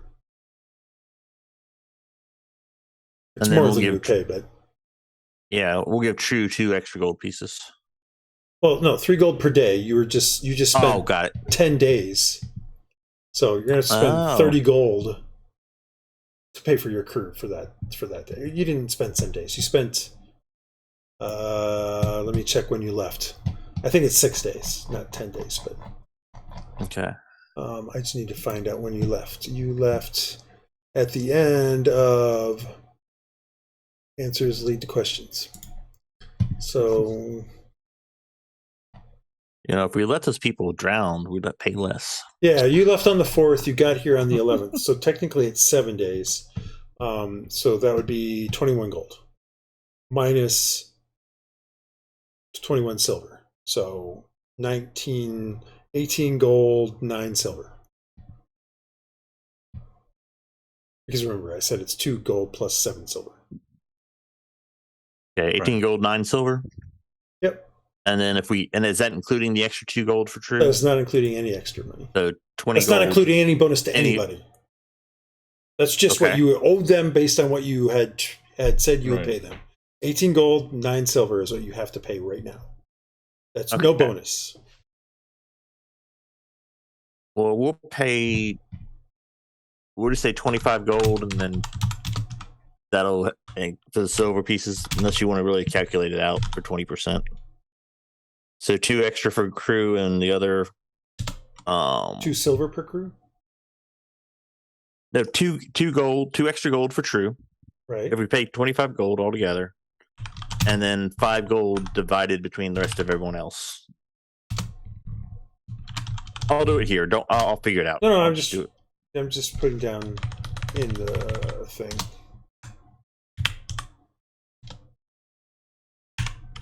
I just want True to get the best because she by far has saved our ass. Well, I mean, you have 8 more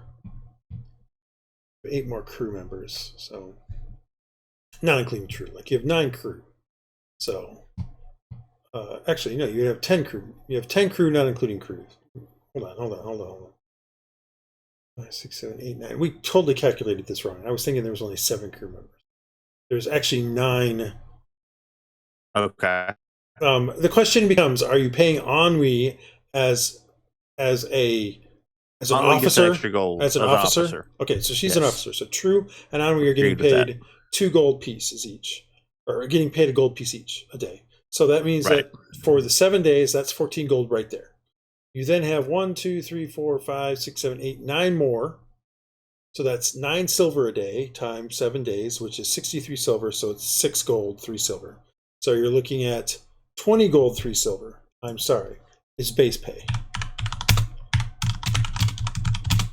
Because we didn't pay for something. Okay. Because we had the wrong number. So if we give them an extra 9 4 or 5 silver, gold. that's like giving them an extra day's worth of pay. So you have 2 gold pieces for True. And then you wanted to do what? 9 more silver? If you give them 9 more silver, that is 1/7. So it's about what? 12%? That's like a 12%. Yeah, bonus. let's do that. So And then 1 gold for Anway because she's an officer. okay. Ennui. 9 silver. Say anyway. All right, so that means I haven't said Amway yet, so that means that's a total of 23, 24 gold total. 21, 22, 23, 24 gold, 5 for gold. Hold on, 2 silver. There. So it's 24 even gold, 2 less than silver. so it's even less than the 25 gold we were thinking of. Yep. Okay. So you Okay. spend that for your crew. What are you doing after that? So we're just gonna stay in port with the ship. Yeah, it's evening. It's past sundown. Chance of you getting any kind of audience with Lord Amarillo this evening is slim to none.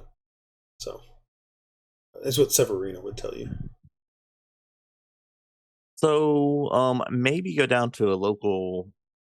Well, let's wait and stay out of trouble right now. All right. I was gonna say So you That's what I guys was saying. hunkered down in the ship with the crew? yes, unless the crew wants to go out and I mean, are you going to give them shore leave or not? That's the question. yes, they get shore leave. All right. So you give the crew shore leave and are going to hunker down in the ship by yourselves. They all take off, including True. Anita and Zoe also head off the ship at the same time as the rest of the crew does. Oh, let's talk to them about staying as crew. Well, they head off with the crew. I mean, if you wish to talk with them, we can retcon that you talked to Can them. we retcon that? Can we retcon that? They politely decline. Okay, Nice. there you go. They're going to decline them because I mean, they don't like to deal with haunted ships to get hit by waves. No. instantly in memory. They enjoy their time here. They're literally like, we enjoyed our time here. It's fine. It was great. But we have other people stuff we to need to talk with. Okay. We have a job as merchants, so we need to do that. So they politely decline, but they don't leave the ship until you give the crew ship leave, shore leave, and then they head out with the rest of the crew. And given that, and given the time, we will stop our story here for this evening. You guys have made it into Calastria, port at Calastria. Our docked have been paid for the rest of the for getting rid of the cargo to Calastria by Pechi. Paid your crew off, at least for now, and giving them a bonus, which makes them kind of happy. and giving them shore leave. So it's now just you guys here on the ship for the evening at the new place of Calestria, where you're docked. Yeah. We'll pick this up next time, as it's time for you guys to start looking for Lord Morven's son, Rivold. Cool. Oh, should we And- take a long rest or wait? We'll wait till next time. And do we level up now? Yes, actually, you guys will level up for next time. The intent was when you made it to Calestria to level up. Okay. Cool. Cool. And so we will pick this up here next time.